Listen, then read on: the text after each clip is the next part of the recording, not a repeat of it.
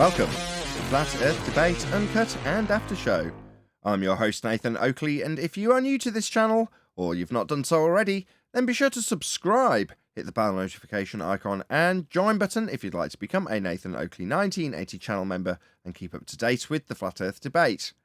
If you would like to support the channel, there is a super chat that runs alongside each of these shows while they are premiering, and there's also a PayPal, Patreon, crypto and thanks button in the info box below the video. Speaking of Patrons, I'm going to do a quick shout out to all of you who do support me on Patreon. So a massive shout out of thanks and appreciation to Mitch Kennedy, Original D-Rose, Rod, The Name's Burley, Twad Wazzle, Jason Hornsby, Christoph Fournier, John Travolta, JMels24, Unimento, M, Iron26, Endless, Flat Earth Sage, Goldie McKinnon, Retro Bill, More Books, Cannabear, Bogey, Michael Kahn, John Kays, Patrick Gunnels, Banter, Will Brax, Mel B. Styles, Hairy Blade, Mobile Max 777, Neo the One, Rob W, Reese Pound, Del West Watson, Maria Neelands, Unbelievable Productions, Blue Ridge Ranger, The Real Gabster, Abraham Mohammed, Skeptic 936, Life is Short, Texas Mike, David Wayne Foster, and Dank. So another massive thank you to all of you for supporting me on Patreon. Now I will hand over to whoever is in Discord and Googles so you can enjoy their dulcet tones while I set up for today's live show.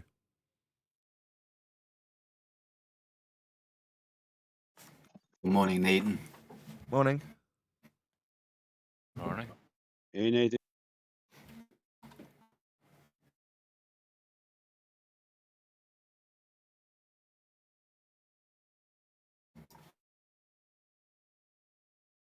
Yeah, we're just talking about the, logical fallacies and,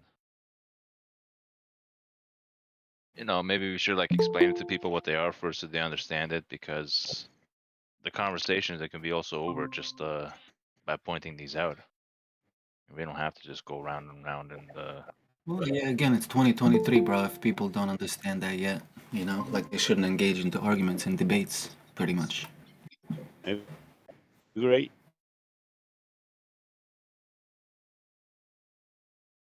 well, now it's a matter to see how quickly this catches up in everyday so-called life, you could say. You pop yourself on mute, Mighty Mush, if you're not talking. It's causing quite a lot of feedback. Oh, yeah, sorry, man. That doesn't mean stop talking if you wanted to, by the way. Just so you know. Gotcha, bro. All good. So, I'm getting a hum. My mic is humming or something? That's just open. It's just picking up noise.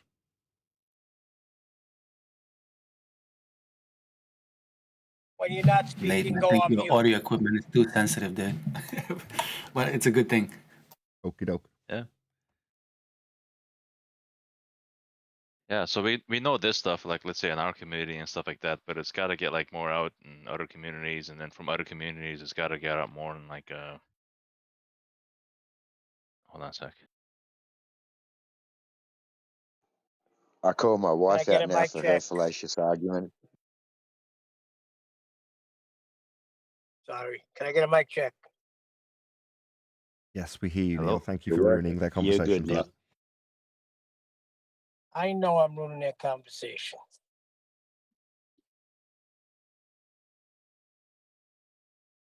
So it's very difficult. You wait for pauses, you get them, when you come and somebody's talking.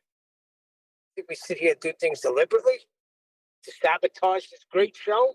Never. Welcome to our world. It's a bit hard for me when I'm on the phone because the push to talk disappears all the time and you got to tap the phone to bring it up and then you got to hit the push to talk. Yeah, that's got to be annoying. But mine, every time I go to push off mute, it doesn't go. And then somebody starts talking and then it comes off mute. Well, what are you going to do? Fascinating stuff. So you were saying, Righteous?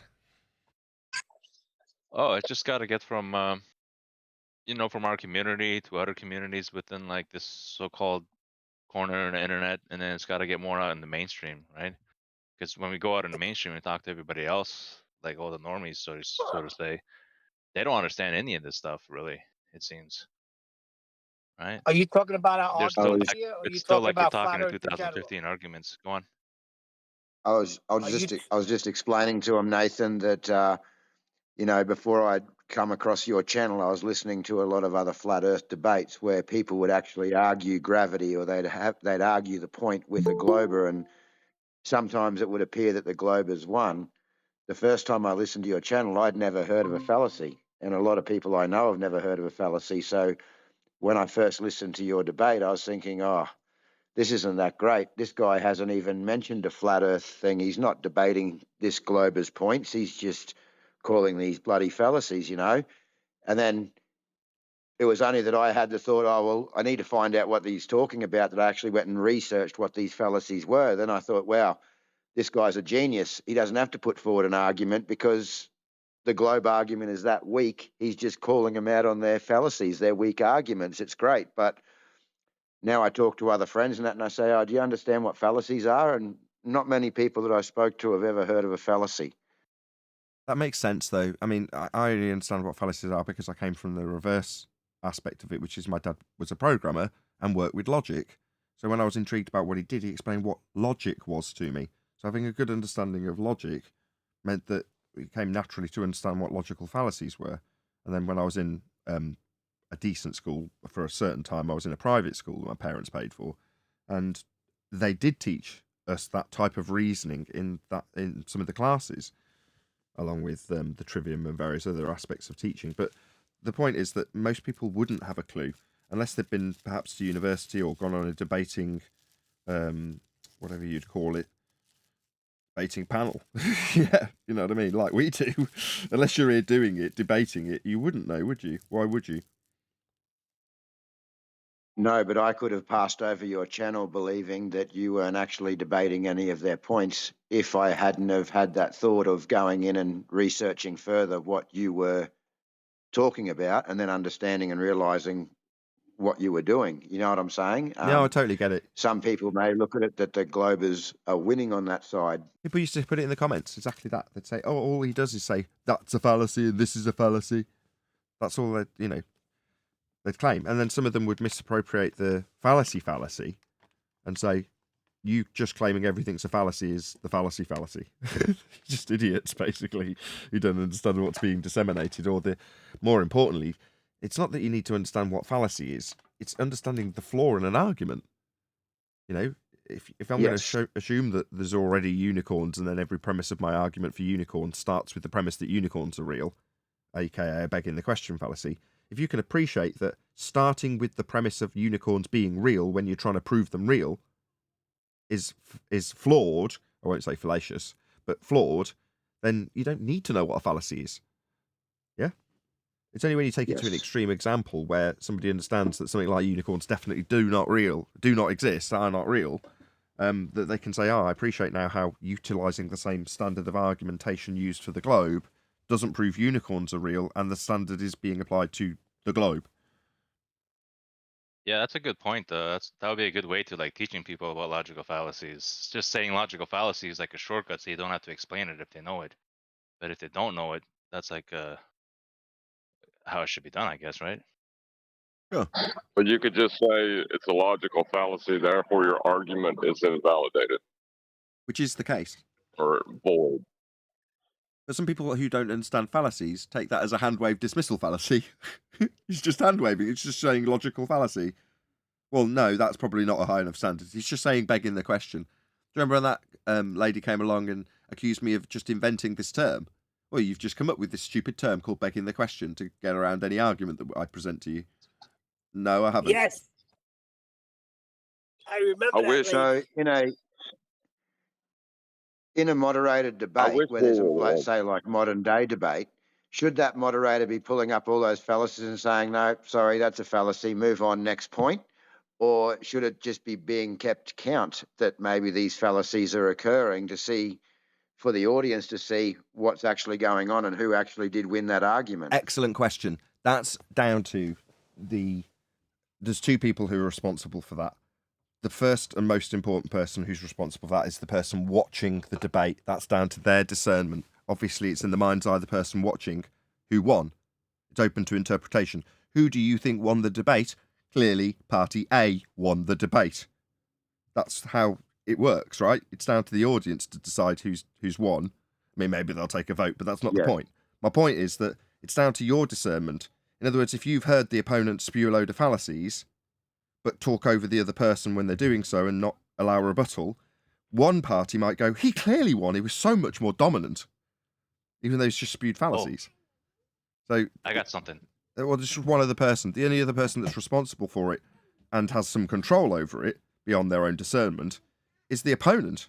It's up to them to point out when the opponent to them has used a logical fallacy and to disseminate what that fallacy is, and if needed, construct the fallacy from within the opponent's claim to show how it's a fallacy. You know, formulate if P then Q, Q therefore P. If Earth's a sphere, then we'll see star rotation, north and south hemisphere begged. North and south hemisphere begged, we do see star rotation, therefore Earth's a sphere. If P, then Q, Q, therefore P, would be me not only saying that's an affirming the consequent fallacy, it's me saying this is how the fallacy is formulated, and this is how your claim formulates within that fallacy. Then you can't, you've ticked every I and dotted every T. You know what I mean? Should the moderator be the one that calls that out? Though, No, other than the person, absolutely should the not. moderator moderating do it? No. Well, let me Why add would it be something. the moderator's responsibility? Let me add something quick. I was thinking court of law, right? Like in the court of law, when somebody does something wrong, either the prosecutor or the defendant will say, "Hey, that's out of line." You know what I mean? And then the judge, or we could say the moderator, would say sustained or not. And if it was out of line, they say disregard that because it's psychological fallacy. So Sure, I'm wondering if it could be like you're that. confusing judge with moderator. Well, yeah, his question was, should the moderator take that position? In this scenario with the debate, you are the judge. You're an outside, a non-influence to what's being disseminated to you, the judge in this instance. So it's up to you and your judgment in that regard. But you have no influence over whether or not that fallacy is challenged. Well, the moderator's job isn't to challenge someone's use of poor reasoning or logic. It's the opponent's responsibility to challenge, isn't it? That's what I said. No, that's what But then I the said. moderator enforces it or not. So you said right? you said the moderator should act as the judge. That's what I heard. And Nathan No, the saying moderator is the person judge. hearing is No, the the judge. moderator is the judge, and the two people duking it out, they're the ones that say, "No, Your Honor, this is a logical fallacy. Please don't let The this go by." moderator's not the And he'll judge, say, though. "I agree" or not. Yeah, it's down to the challenger to appeal to the neutral party if the opponent won't Order. shut up. But it's the moderator's job to just moderate the discussion. That's it. Not to make any judgment calls about whether or not a fallacy's been used. That's for you to argue or attack or defend as the person in the debate, not the moderator. Okay, but then the moderator can step in and say, "Yeah, that he's right. He did point out a logical fallacy." And this, If that's what's required of the moderator to move the discussion along, then yeah. If it's been argued. Well, hold on. A judge does not decide if you are guilty or not. It is upon the judge to administrate the points in a courtroom. It is his courtroom and his moderation that allows the courtroom to move forward. Now, he can be set up as the jury to, decide things in a summary situation, but yeah, he's like the moderator of the courtroom. I agree. I think when you talk about judge and jury, then yeah, I'd agree contextually, but I've taken it to be the latter, which is to say that in the example he's giving, when Righteous Force says judge, he means judge and jury and executioner, hypothetically. Yeah, see, the problem is the people, the individual hearing the debate, they're the ones that got to make the judgment. But it would be nice if a moderator would point out that these ballers are using logical fallacies. Well, Wait a second, recognizing, but again, that's down to the opponent or the person putting the positive assertion forward to convince not only the audience but the moderator that they are correct in their assertion. Hence me disseminating what the fallacy was, the name of the fallacy, how the fallacy is formulated, and how the opponent's claim formulates within the fallacy. That is enough to convince not just the moderator but anybody listening. Let me add something. No, I only meant the moderator, the judge. The jury is actually the audience. Yeah. Well, hold on. I just want to say something real quick. We're lucky now because there is no debate to be had. There's no point of contention where you can say, it's a sphere and I know it because of this. That's over. It's not a debate. You don't have to convince anyone that it's not that anymore. Right. Hence the need for It'll all be begging the question anyway. hence the need for maximum censorship at the point where we've reached the not consensus, but the overarching winning point in regards to Earth and its nature by way of measurement, navigation, and observation. Then there's no debate. John's right. So what can you do? Well, when there is a debate, it's contentious, and the overriding viewpoint of the Western world is that we are stupid, flat earthers are stupid, then it's worth having the debate. It will only affirm your globe belief if you're witnessing it, as it did in the first early days of flat earth debate, when we were getting decent numbers on the show, simply because we would get the same, or be afforded the same promotion as any other Joe Blogs normal on YouTube making videos about anything. Now it is not the case, because there is no debate. It's certainly not beneficial for someone to come in here. That's why they don't. Because what will they gain? What's the outcome? What are they hoping to achieve? Well, they're hoping to achieve showing how correct their biases were in regards to how stupid we were by showing us to be wrong. When that is not an outcome they can achieve, they just won't come.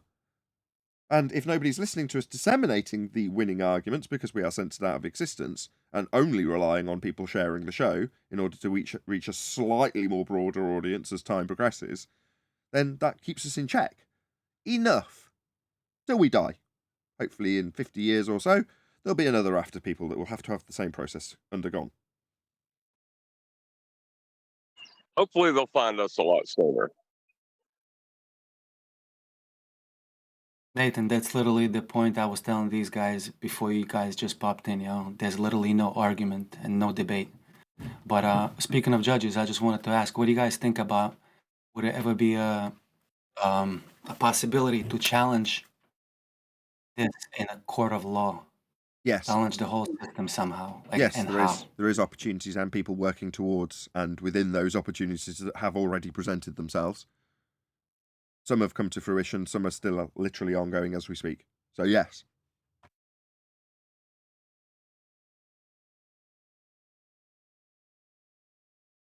The problem comes in defining terms when you get into heliocentrism because so many of them are contradictory phrases that if you wanted to take it to court, you would probably spend a year just defining terms with the opposing side.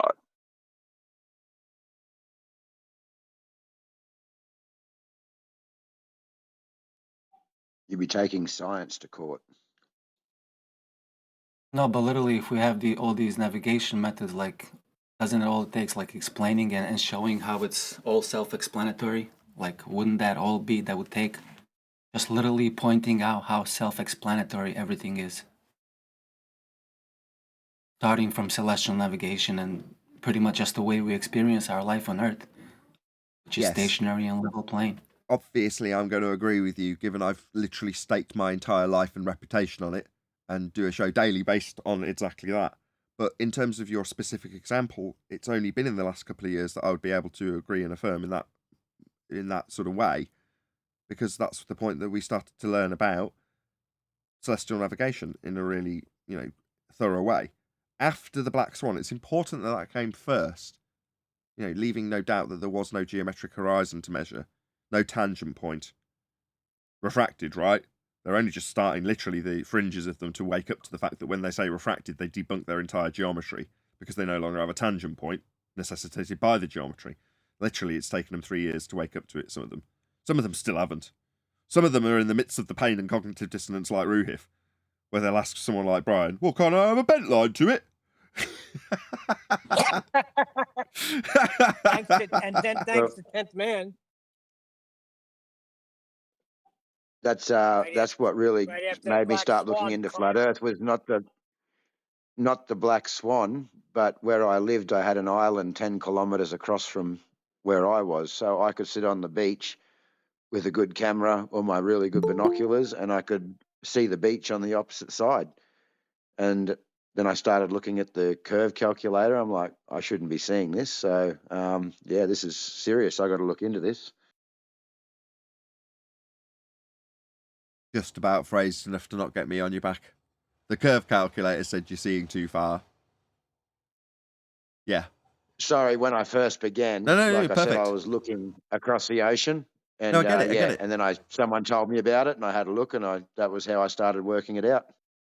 Sure, but you said you looked at the curve calculator, and based on that, you were seeing too far, which is a strictly accurate way to disseminate that information.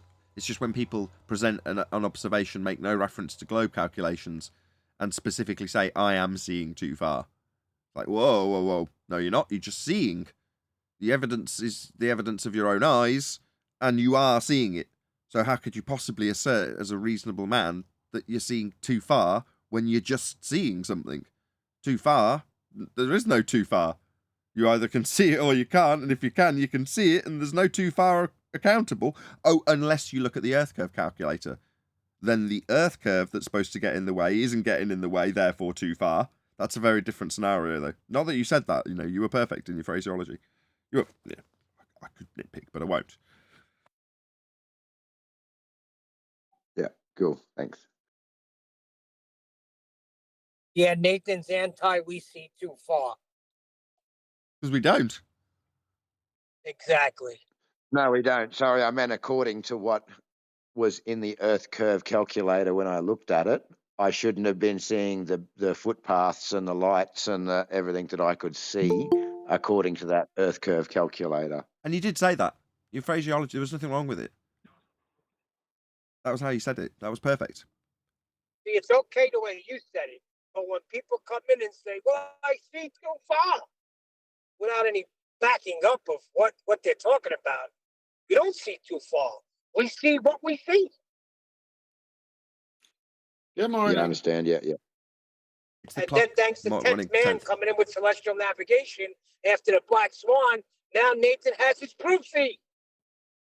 Well, Nathan could never play American baseball because they throw a bunch of curveballs. It comes back to the example from Barrow and Finesse, right, where Ranty got a photo of a clock tower that was right on the edge of the town next to the shore that he's photographing. And it's not particularly high in elevation. I can't remember the exact numbers. It's not really relevant. But I transposed the photo of this clock. It's just a clock. You can pretty much read the time on it. And have the idea of two people stood next to each other, one being a globe believer and one being a flat earther. And the globe believer and flat earther both look up and see this clock. And the flat earther says, oh, wow, check out that clock. And the globe believer says, no, it's not a clock you're seeing. That's a slightly looming, non-standard refraction, holographic projection of the clock from behind the reified geometric sphere edge horizon, formerly known as Earth curve, to project up as a mirage from behind the sphere Earth edge. So it's actually a mirage. It's not a clock at all. You understand? Okay, says the flat earther. I just see a clock. Beautiful. And that clock just happens to be a mirage that appears at exactly the right height all the time, along with every other apparent mirage that occurs this way. What a coincidence.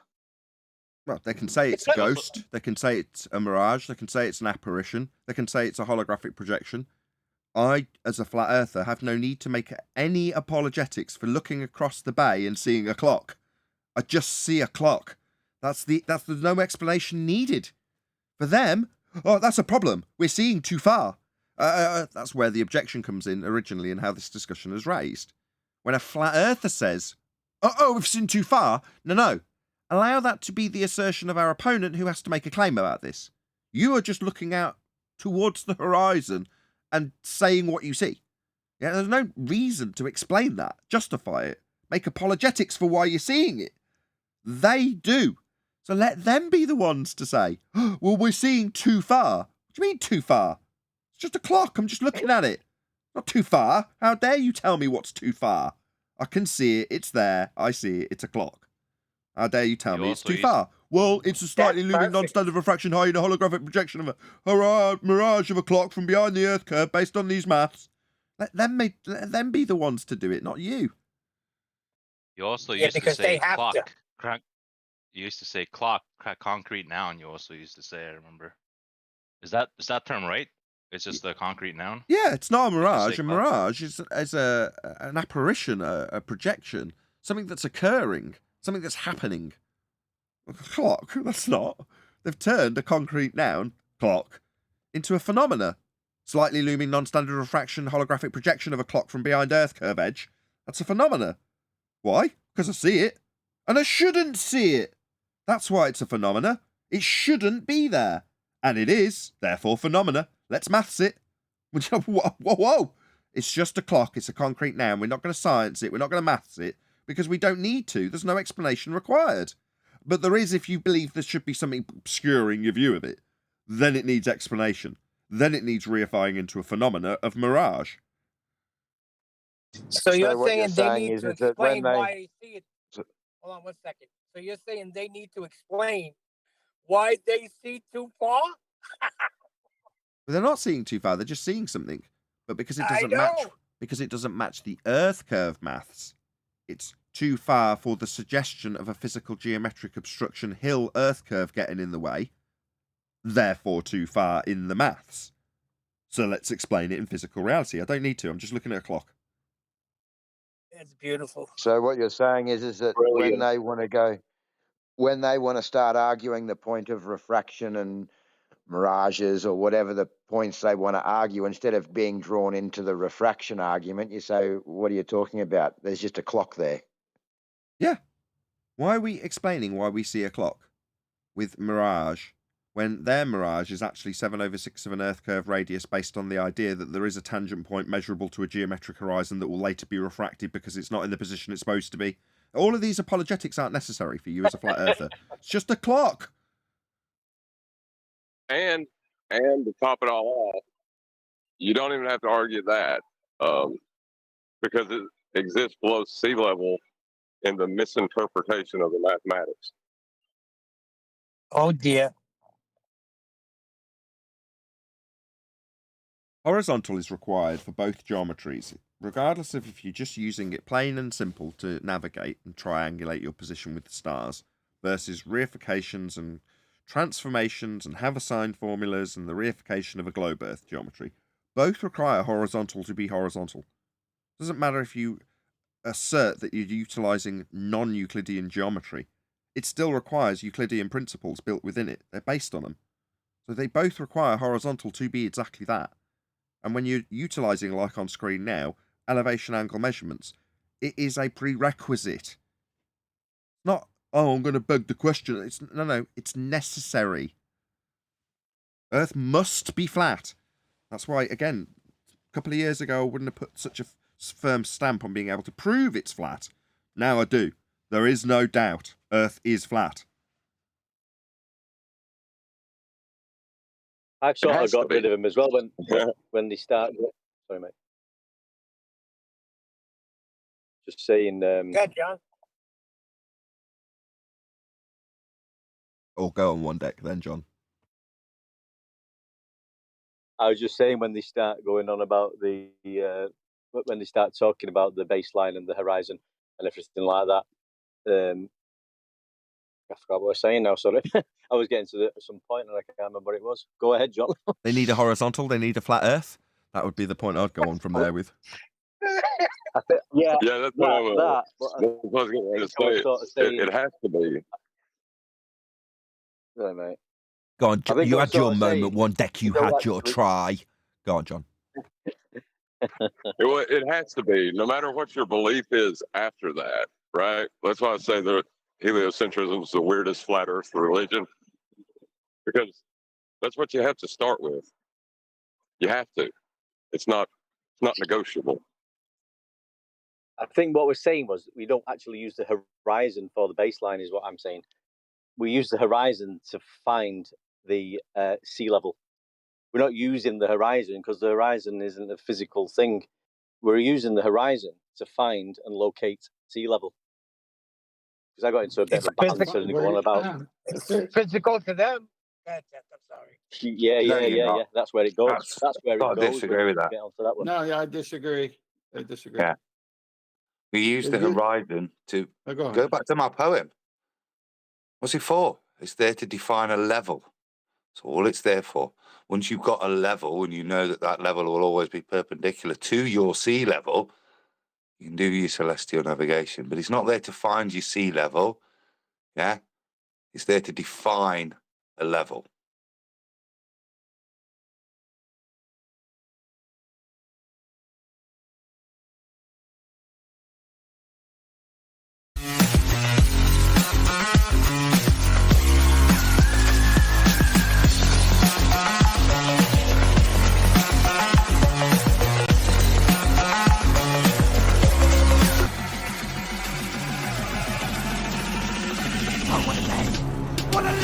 Welcome, Flat Earth Debate Live.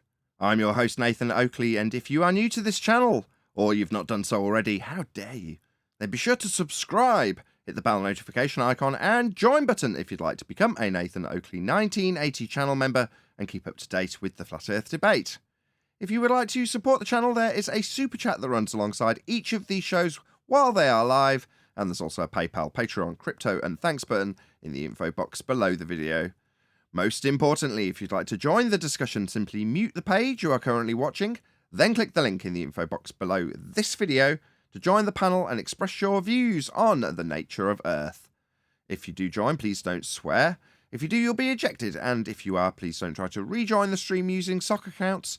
You'll be warmly welcome back on the next stream. Please also share the show on social media. Sharing the show obviously increases the live audience, but this in turn increases the chances of a more diverse panel, so please share the show on Facebook and Twitter. Now, we are joined by Refracted Curvature, the Adam Meakin, Neil, Paul, 10th Man, and a whole bunch of people in Discord, so welcome one and all. Yeah, let's go. Good afternoon.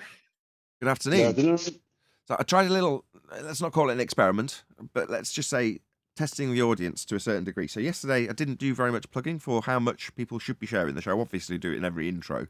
But the day before I did. So continuously, in fact. If you go back and listen, you'll know exactly what I mean.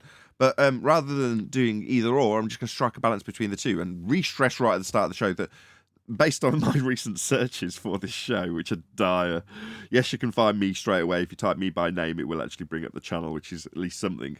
But beyond that, there's very little that we get from YouTube, I've got to be honest. So the only way we're going to reach a wider audience, which I know that the people who financially support me definitely want, is by sharing the show. So obviously I want the financial support as well.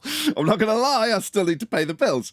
But the way the show will grow is by sharing this show. So if you're just hearing it in the intro and going, yeah, great, get to the discussions and the pulling apart of the nonsense claims and the video responses, no, take the time, press the share button. It will actually expand the audience and hopefully bring some people that may have left the show for whatever poisonous reason that they may have done so in the past to re-frequent this show and realise just how high the standards here at Flat Earth Debate are.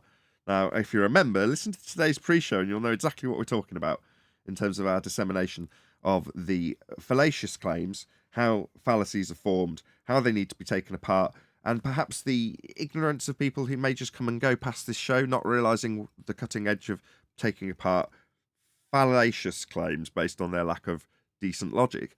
Anyway, check that out if you want to, if you're a member, and if you're not, wait for Monday's show next week and you can see it on the second channel. Subscribe today and you get the Uncut After Show for free.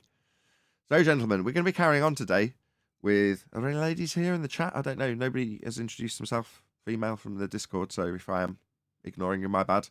Anywho, we're going to be covering the Wired Witch today for the second time. Now, typically I wouldn't give such a dramatic introduction to something we've already covered. It's just carrying on for the sake of completeness. But in this case, I feel slightly differently, and this is also a reason why I'm asking you to share the show a little bit more than perhaps I did yesterday, even though we went into this blind yesterday and today we're not. What we're covering is a step-by-step demonstration of how you are indoctrinated into some of the magical ways of the heliocentric model. Now, the overarching theme, regardless of the title from Wired being about gravity specifically, make no mistake, what we're talking about is the indoctrination into the religion of heliocentrism and how it is brainwashed into you. And the aspect that's being focused on is gravity.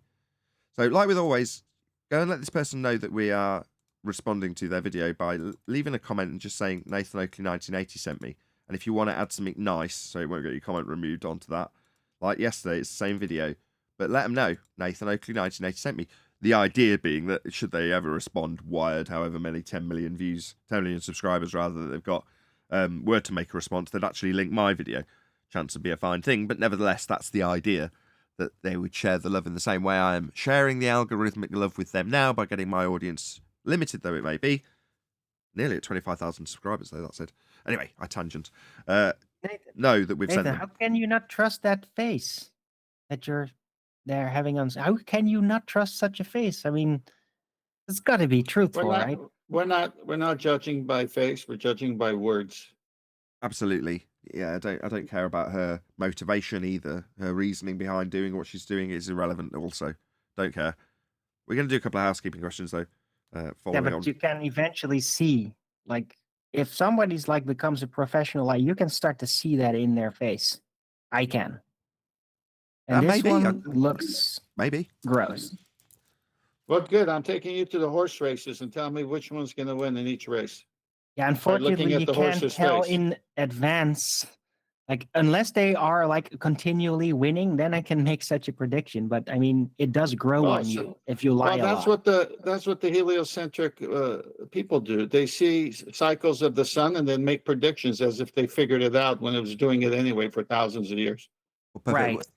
We're edging up to 50 people watching, which is absolutely fantastic. It means people have actually smashed the share button right early on, which is great. Hopefully that will continue to grow. Now, we're only going to ask one housekeeping question because of Arwen's little interlude. Not that it's been me waffling for the last 10 straight minutes, because it has.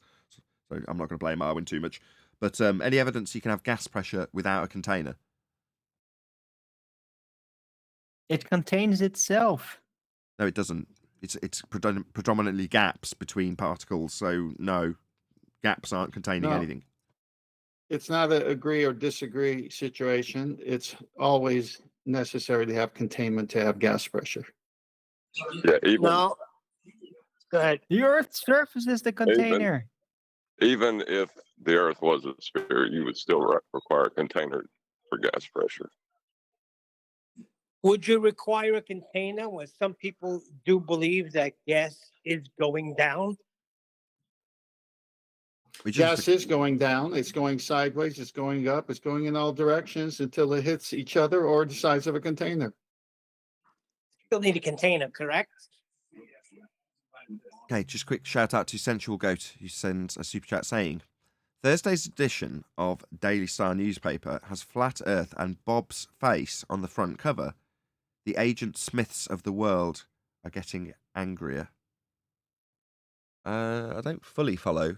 But the news that Bob Nodell's been at least mentioned in some form is good. That's nice. I hope. I don't know. Contextually, it might be awful. I don't know. Maybe I shouldn't be commending it.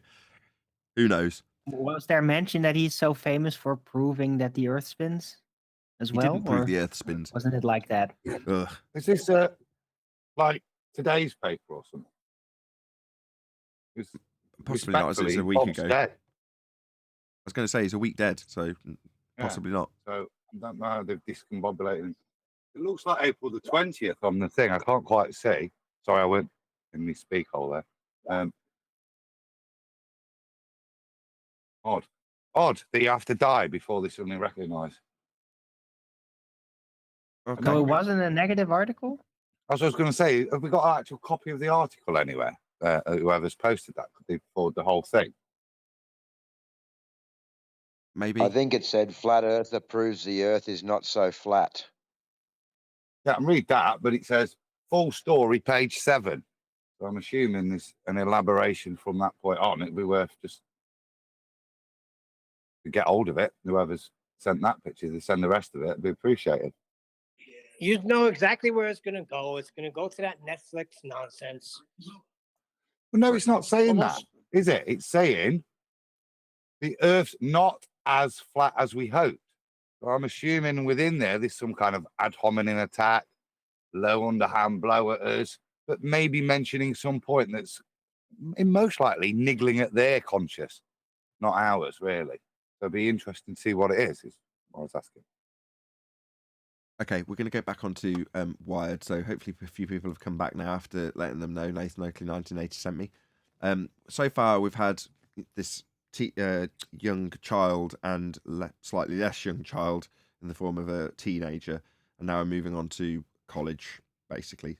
I'm not, like, usually when I just heard gravity, it's, like, from my coaches. But I didn't know, like, it was, like, all these things. Mm-hmm. It's like a big paradigm.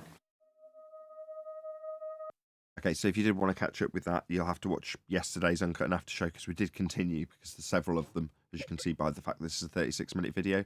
So you can check that out in yesterday's After Show. It'll be out on Sunday. If you're not a member on the second channel, subscribe today. Didn't we start the So you're in college student? We did, but I wanted there to be a bit of overlap. college. Yeah. And what are you studying in college? I'm a physics major. So from your perspective, how would you describe gravity? I'm taught that it's a force. It's described by inverse law, but I also know that it's a field. And there's a recent discovery with like gravitational waves, although I don't know like the specific details of about that. So when you say it's an inverse square law, that means that the closer you are, the more strongly you feel the gravitational pull. Yeah. And that makes sense. Yeah. There's very few things that are stronger when you're further apart. Yeah. What, like, so the pull on a gas molecule is not as strong as when it's at the Earth in a ball paradigm then? I was just thinking the same thing. Since gases are produced at the surface of the Earth, how do they ever go anywhere if gravity is real? Much stronger, according to the inverse square law. So you can also think of a gravitational field, something that permeates all of space. Even though the Earth is 3 stories below us, it's not as though it's pulling at us from a distance, right? We're actually interacting with the field at this point, and there's a real interaction right here at this point. And that. What interaction is she talking about exactly? Yeah. Go on, With the Adam. field? Well, I'm just saying, what kind of interactions do you have with fields? And then more importantly, we're now in a field. No evidence. We've just gone from this spooky action at a distance to what Chinese Velma said. It's, I know it's a field. Because at the start, she says, I was taught it's a force, but I know it's a field. So I'm assuming from that language, that's what it's now going to be reified as, or maybe not even explained, maybe, but just described moving forward as a field. Yeah, I find that slant at her origins a bit low blow, you know, as a Korean Jewish transgender woman. Chinese Velma, she looks just like the runner of Mystery Inc., mate. That's nice, because people were worried that if things Okay. Maybe. Yeah, maybe I'll give you that a little bit. acted at a distance, that the way the old-fashioned inverse square force law describes it, that it was as spooky as like... Whoa. Old-fashioned? What now? Has she already just thrown what she told the other 2 kids under the bus? Did I just miss that subtlety there? I Again? think so. Just play the last 5 seconds. Mind bending a spoon, that it was like telekinesis. You know, if you don't act it at a distance, that the way the old-fashioned inverse square force law describes it. Yep, the old-fashioned inverse force law describes it. The old-fashioned force? What, the one that you just told the last 2 children about, and we were outraged that you would lie to them? That old-fashioned force. So it's old-fashioned when she reaches higher education, but it's not old-fashioned when you're telling it to children. Then it's definitely true. You're a witch. Yeah, back in the day you'd be burned. That's all there is to it. You're a liar too. You're a scumbag. You're a deceitful witch. So you've literally laid it out really subtly here that what was disseminated to the 2 previous children as being fact is an actually old-fashioned, out-of-date force law. Yeah, isn't that amazing? Yeah, it's more than happy to confess to it in the same video. Shout out to Godzilla 37, who says, Chinese Thelma, I knew there was a reason I got up this morning, and there it is. I mean, fair enough if that's pleased you as much as it pleased Adam. What was it that I used to call it? The old and busted? Yep. That's basically what she just called it. She just put a tramp stamp on it, Chocolate. She's called it antiquated. Well, we already have a tramp stamp or at the 6-minute 25-second mark when it was a pulling force. Yes, I think we should remind ourselves of that. What was it? 6 minutes? What? 25 seconds. It'll slingshot around and it'll cause it to like speed up. But mostly around the Earth, gravity pulls things down. So you're just lying to this child, correct? Yeah. Yes. Yes. Didn't she say something about it not acting at a distance? How does something that doesn't act at a distance pull things down to Earth? Yeah, because it's now a field. You're now in a field. Can't be a field. Didn't say it was. I'm saying she's saying she's now in a field. Well, it can't be a field because Einstein said there are no gravitational fields. Oh, that'll be the next level. Field that's really describing a curve. And is the student she a Pittsburgh Steeler fan? Why? No, don't ask Black him and why. gold. Shut up, Adam. Better. He's already asked now. I know. Sorry. Come on, QE. I already told you. Look at her dress, black and gold. Of course. If you ever lay your hand on a Pittsburgh Steeler fan, I think you'll finally understand. I understand now. Thank you so much. Curved space-time that is everywhere. Forget the difficulty of the math. Just the intuition comes from two kind of simple observations. One was what Einstein described as the happiest thought of his. Oh, sorry. It comes from observations of something that Einstein thought. Double speak much? Contradict yourself much? Make no sense at all much? So how's she going to observe a thought Einstein had? His life. Is that one of the simple observations? As simple as looking at the mind of Einstein? So right now, you might feel heavy in your chair, and we might feel heavy on the floor in our feet. You might? What do you mean, might? I don't feel anything. I'm just sat in my chair. I don't feel heavy. I mean, I'm a bit of a fatty at the moment, but I don't feel heavy. You know? I'm just sat here. Or standing in an elevator Hang on, Nathan. Hang on. This is already implanting something in someone's mind that they weren't at all thinking about it. But now, because of the authority level, oh yeah, I do feel a little heavy now that you said that. Let's just spoil it for her. Gravity's weight. That's all it is. It's just them describing weight of things in air. That's all it is. Might as well just cut through the crap straight away. And Einstein would have said, well, what does the chair have to do with it? Or the floor? Or the elevator? Those aren't gravitational objects. Oh, they're not? I see. What's a gravitational object? I see. So Einstein looked around whilst deciding how to prove unicorns' validity. And he looked at the chair and he looked at the table and he said, they're not unicorn objects. Yeah, you're right. They're not. Wow, that's profound. And so he wanted to eliminate them. And one way to do. Really? He wanted to eliminate chairs and tables because they weren't. What the hell? If I was sat in front of her listening to this shit, my eyebrows would definitely be raised.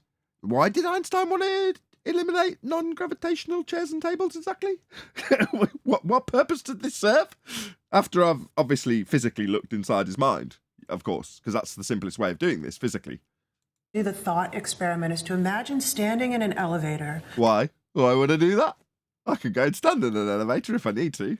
That you can't see out of a black box. Objection. Go on. Just in relation. Sorry, objection. What's a thought experiment? Yeah, same objection. And what use and application does it have to the structure of reality? Oh, it's the opposite. It's not to construct a version of reality. It's in order to indoctrinate you with nonsense about the world you don't live in.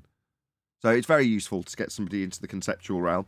Very, very useful. Conceptual experiments are entirely the premise of this magic trick, in fact.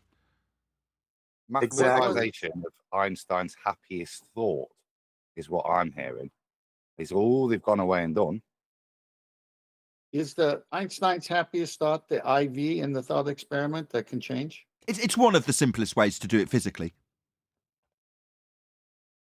Shout out to Jardo.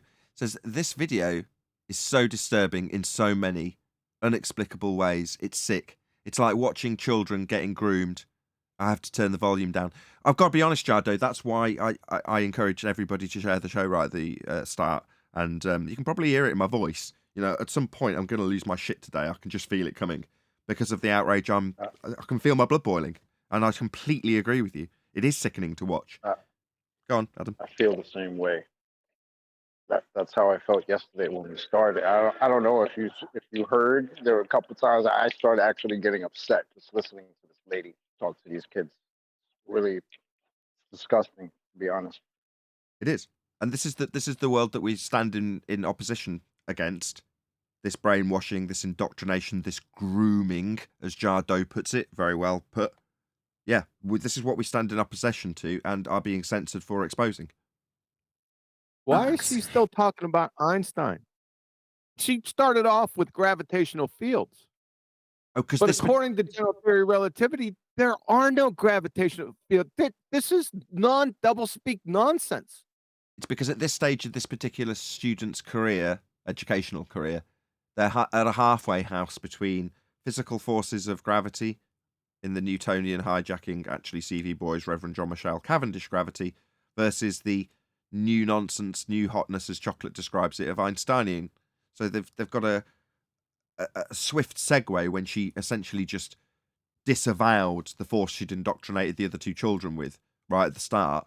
But like I say, this particular stage of the brainwashing that's being disseminated to us by Wired and this Wired witch is just where they are at in this indoctrination process. That's why the double speak is thick in this one. Yoda. I think it's necessary when you're transitioning from an older point to a newer point to put in those words. Even though John just said Einstein doesn't even agree with fields, she's putting it in prior to moving to Einstein. Exactly. And imagine the cable is cut and you in the elevator begin to fall.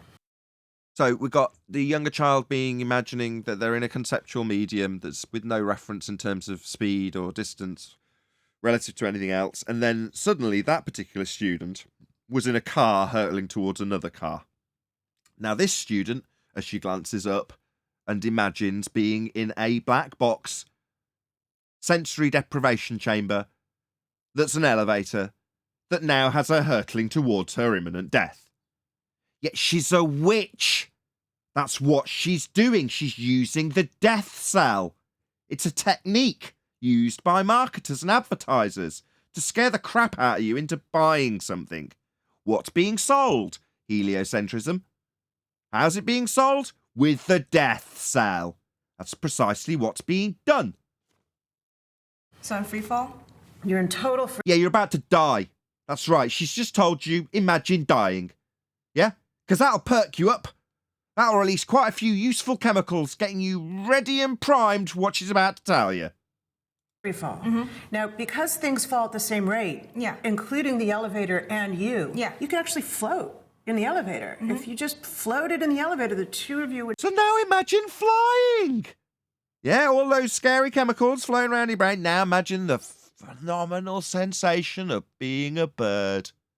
Isn't that amazing? That's gravity, isn't it? Magic. Yeah, can you feel that fuzzy sensation? Maybe the hairs on the back of your arm are standing up. What do you reckon, love? Yeah? Would drop. And you might not even know you're falling. You could take an apple and drop it in... Let me get it straight. She's in an elevator. The line's been cut. You're telling me she doesn't know she's falling. Now she doesn't know. Go on. I'm sorry, Nathan. That was so unbelievable. What a nonsense. Yeah, it's outrageous, Got to take people out of reality, man. It's the same thing she did to the other little girl yesterday. Oh, you're in a train, but it's moving. The girl knows how a train works, but she's going to make it seem like she doesn't. Same thing here. Oh, you're in an elevator that got cut. You won't even know you're moving. These people are like crackheads, man. I don't understand. And she said all things fall at the same rate, didn't she? Did she say all things fall at the same rate? Yes. Can she show that? That is conceptually, if you were to challenge her. Well, no, we're just doing a thought experiment, John, would be a response. In front of you, and it would float in front of you. You would actually experience weightlessness. It's called the equivalence principle. It was Einstein's happiest thought that what you're really doing when you're experiencing gravity isn't being heavy in your chair, it's falling weightlessly in the gravitational field. Wrong. It was his happiest thought. And that was the first step, to think of gravity as weightlessness and falling. I know. So, as opposed to thinking of it as a force that holds you to the ground like she lied to the other children with, in contrast, because that's out-of-date old-fashioned forces that she lied to the other children with, now you think about gravity as though you're falling. Can I just point it out to the witch? She's not falling! Do you see that when she sat in the chair that you described in Einstein's happiest thoughts that he wants to obliterate? Yes, she ain't doing that. But when she is falling, because obviously she spends the predominant part of her life falling, doesn't she now? That's what most people are falling all the time. When you're next doing that, love, yeah, that's gravity. When you realise that you're not doing anything when you're falling, because conceptually you don't even know you're moving when you're falling. You know, remember I told you didn't even know you were falling? Next time you're falling, know that you're not knowing that you're falling, and then realise that that's gravity. We all clear? Not the old-fashioned force holding you to the ground, but the force of you falling and not realising it. Everybody clear? Which? No, like zero gravity experiences are done. Those zero gravity. When have you had those, my love? Those zero gravity experiences? No, it wasn't an experience. You had the death cell. You released quite a few chemicals. Then you had the levity of the idea of you flying. And then you described to her your gravitational, non-gravitational floating experiences that you haven't had. Yeah, it's a clever programming and brainwashing technique that has literally got you describing being in non-gravity. Yeah, flying. Are you flying, love? No, you've just been brainwashed by a witch. Yeah, a very clever one. Let's be honest. Shout out to Original D-Rose. He says, just to say it in all shouty caps, her imagination taking a poop out of a helicopter hovering 1,000 feet. The turd strikes a pigeon, startles the pigeon, making the pigeon poop. Hence, both poop turds strike a car equals double gravity. Thank you for the super chat. Really appreciate it. Maybe laugh the all caps. That's the third time I heard that joke today. That's an epic pun. With planes, I believe. Yeah, exactly. Again, Neil? He said third time. That's hysterical.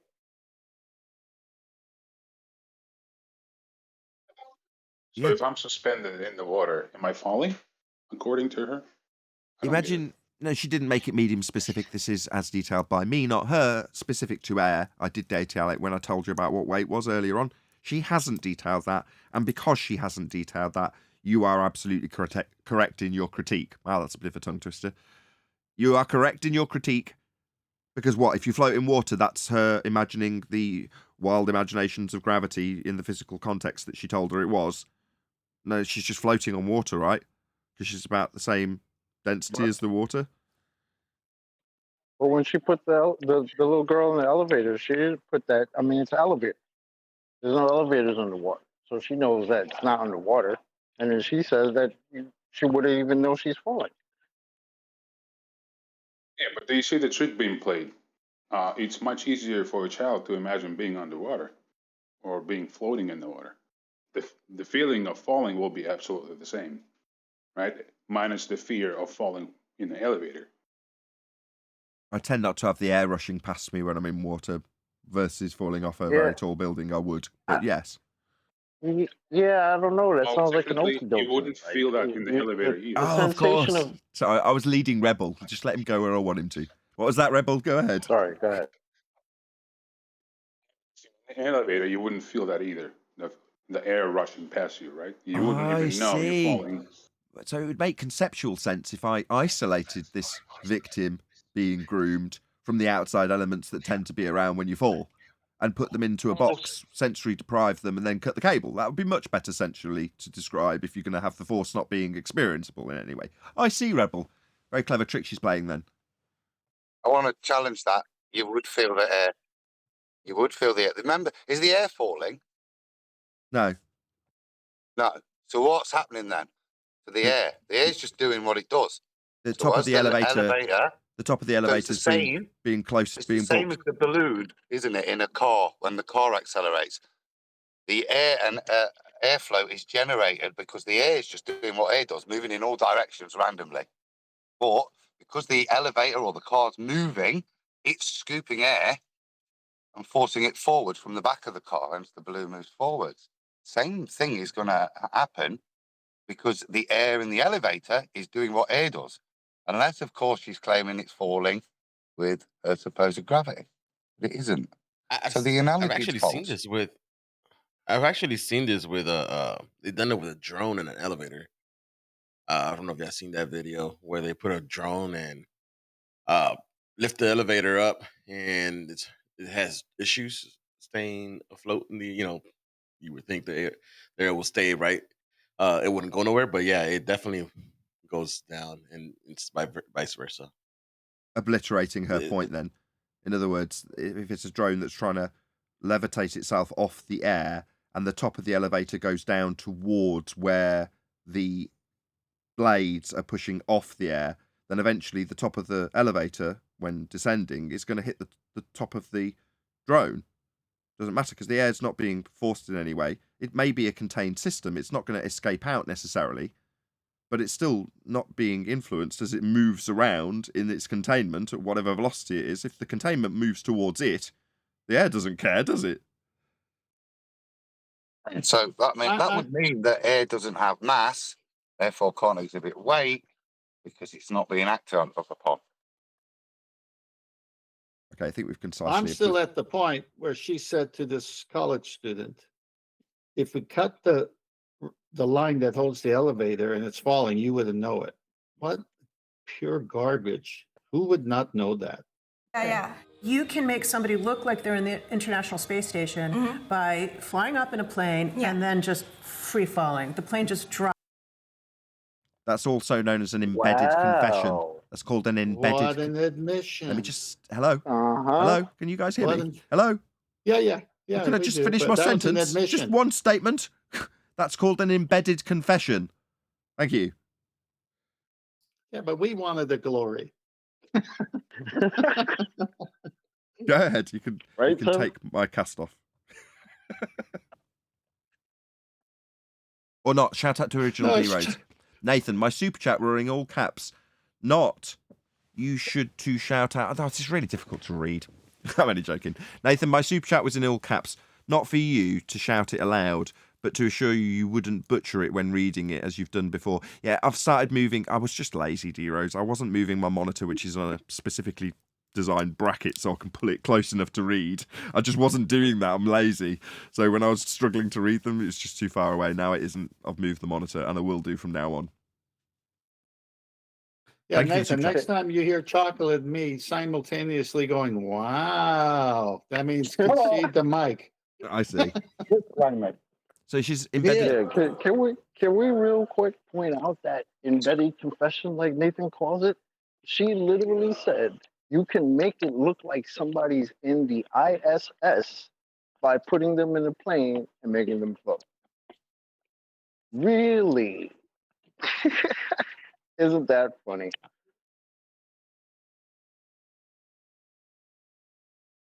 Drops out of the air, and while it's falling, they will float weightlessly. And there's been a lot of experiments about it, but you don't want to. No, there has not. These are not experiments. These are not cause and effect reasonings establishing. This isn't hijacking science constantly, aren't they? That's all they do. Now they need this college student to understand the validity of the ISS. So what do you need to just lend that little bit of extra validity to my bullshit about how this zero-G vomit comet is the same as the definitely in existence people in the what I say is the light in the sky? Well, I need to give some validity to it, so I'm going to call it an experiment. Absolutely bloody outrageous. It annoys me so much. Shout out to Godzilla37. Does it work, Nathan? Does it work? Thank you for the super chat. Even worse than that, what she's doing by doing this embedded confession, as you guys put it. It's not embedded confession. It's worse than that. I think it's predictive programming. You see, by her mentioning that exact scenario, the children that watch this, including that child, will never conceive of this being actual the thing that is happening because they hold it as an example of mimic. You know what I mean? Yeah, I kind of get. I thought you were going to go somewhere else. I thought you were going to suggest that because we pull it apart on that basis, she's offering a preemptive defense to the student. But that isn't where you went. Yeah, that's what I thought. No, it's not a preemptive defense. It's predictive programming. But because she's put that in there, right? We can think of it because we know, right? It's embedded confession.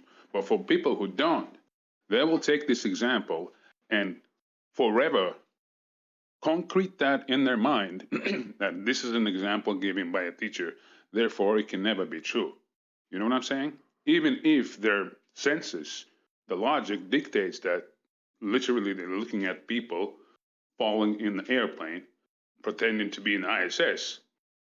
Do you see what I mean? It's a known technique, really, to input the predictive programming messages in the dialogue or in educational material as something that does not exist or what message? I'm sure Chocolate was about to interrupt. Say, well, what's the message you're supposing in this instance, so we can follow along? Because I'm not at the minute following along fully. I've got to be honest. Right. Message of you can fake, or you can see people being in an ISS when they're flying in an airplane or something like this, right? She connects to being in an ISS analogous to being in a plane that's falling. See what I mean? No, but when I listen back on the after show, I'll try and comprehend it better. What you're saying is, go on, Chocolate. Sorry, Nathan. So what I'm trying to find out what you're trying to say too. So what you're saying is you're thinking she's saying that so that when one of these students encounters somebody that says no, there's nobody in the ISS, it's just people in a plane, she or the student could just say no, it just looks that way. It's not actually that. Is that what you mean? Exactly. Yes. Okay. Yes. Now I follow. Thanks for summarising it, Chocolate. Gotcha. Yes. Now that makes sense. In other words, it is both. Then it is simultaneously a preemptive defense because that would be her defense. No, just because it looks like that, they're trying to emulate what happens on the ISS because she's already been told that they are emulating the ISS with the zero-G plane. So yeah, I see how you're saying she's being cognitively wired now, Rebel. Yes, that makes a lot of sense. Well, Still a confession to me. hang on. Hold on, Well, Neil. that's Go a ahead, big then. mistake there, and that was a good pun that you did without even knowing it. Wired. In the ISS, we see them wired. We don't see that on the plane. It depends. There is, yes, predominantly for the ISS, that is true. But there's various different missions that NASA have put out there throughout the 90s that were definitely on zero-G planes. So, it depends on whatever technique it depends what they're going for. Again, No, I know, I know, but are you saying that on the planes that are the Vomit Comet that the people are on wires, or I'm thinking that's the Vomit Comet doing this thing, but in the ISS in the studio somewhere they got to be on wires. Yeah. No. Yeah, Not it's a combination hold on. of techniques. Not necessarily. So, Dilly Gill did an excellent breakdown of this in terms of the parabolic maneuvers that a given flight is capable of in terms of the amount of time they can draw out one of these maneuvers to give them either full zero-G effects, that is to say, you and the reference frame around you are basically falling at the same rate to the point where you can do somersaults and you're in complete free of any influence of them whatsoever, right? Versus semi-partial zero-G. I can't remember how he termed it, and there is a technical term for it, but where they don't pull such a steep parabolic maneuver and they can extend out how long the effect will last and further extend it by increasing how low they go, increasing the danger level, obviously, as they're hurtling towards the ground. But all of these things were summarised by Dilly Gill in terms of how they pull it off for NASA in great detail. So I'd recommend him highly if anybody's even remotely interested in this particular subject. That's High Wire zero-G planes, the Vomit Comet, NASA fakery. Go to Dillygill, Dillygll, and just spend a morning going through his videos. They're all about an hour, 45 minutes to an hour long. So they're not massive, but he does exceptionally good research. He's done all sorts of freedom of information requests with NASA and followed them up, obviously after going through brick walls and then reaching dead ends and then having to make the freedom of information request. So check him out. If you like those aspects of what Jeranism used to do in those regards, you'll definitely like Dillygill, because he's followed in those footsteps to a certain extent. So yeah, check him out. It'll make everything that we're talking about here a lot more clear. Wanted to end unhappily, so the plane has to scoop back up, and then you see them become pinned to the floor of the plane. Oh, okay. Because then the plane is interrupting their fall. So that's the first thought, and then the next. Well, no, at that point of the parabolic maneuver, depending on how it's being done, there's a good chance that they're experiencing, I hate to use their terminology, but positive G above your normal 1G that you're not experiencing anything when you're just walking around. Like, going up in the parabolic maneuver forces you down. In other words, you really are aware of it, like you're really aware of being forced to the back of a gravitron when you spun around. Yeah? That motion pins you to the wall. Likewise, in this plane example, although she seems to have brushed past it like so many other things that we've covered, you're being exerted. There's an extra force being exerted on you. Ugh. Next is, what is the shape that's traced? So if you were floating in empty space, really empty space, and you had an apple and you threw the apple, what shape do you think it would trace, the path? Well, if I threw it straight, I would think it would go straight. Yeah, it would just go straight. But what? If you just threw an apple, did I miss something in that description that was a weasel word that didn't leave me feeling that the apple would follow some sort of parabola? She's already got her in space. Second law of thermodynamics violation, and saying if you were free floating there and you had an apple and you threw it, which direction would it go? Okay, sorry. Yeah, so pretend you're in Narnia and then, Gotcha. And then throw your apple. Gotcha. I'd forgotten she put us in Narnia conceptually. My bad. Go on, whoever that was. Yeah, I was just confirming what Ten said. Thinking past the cell.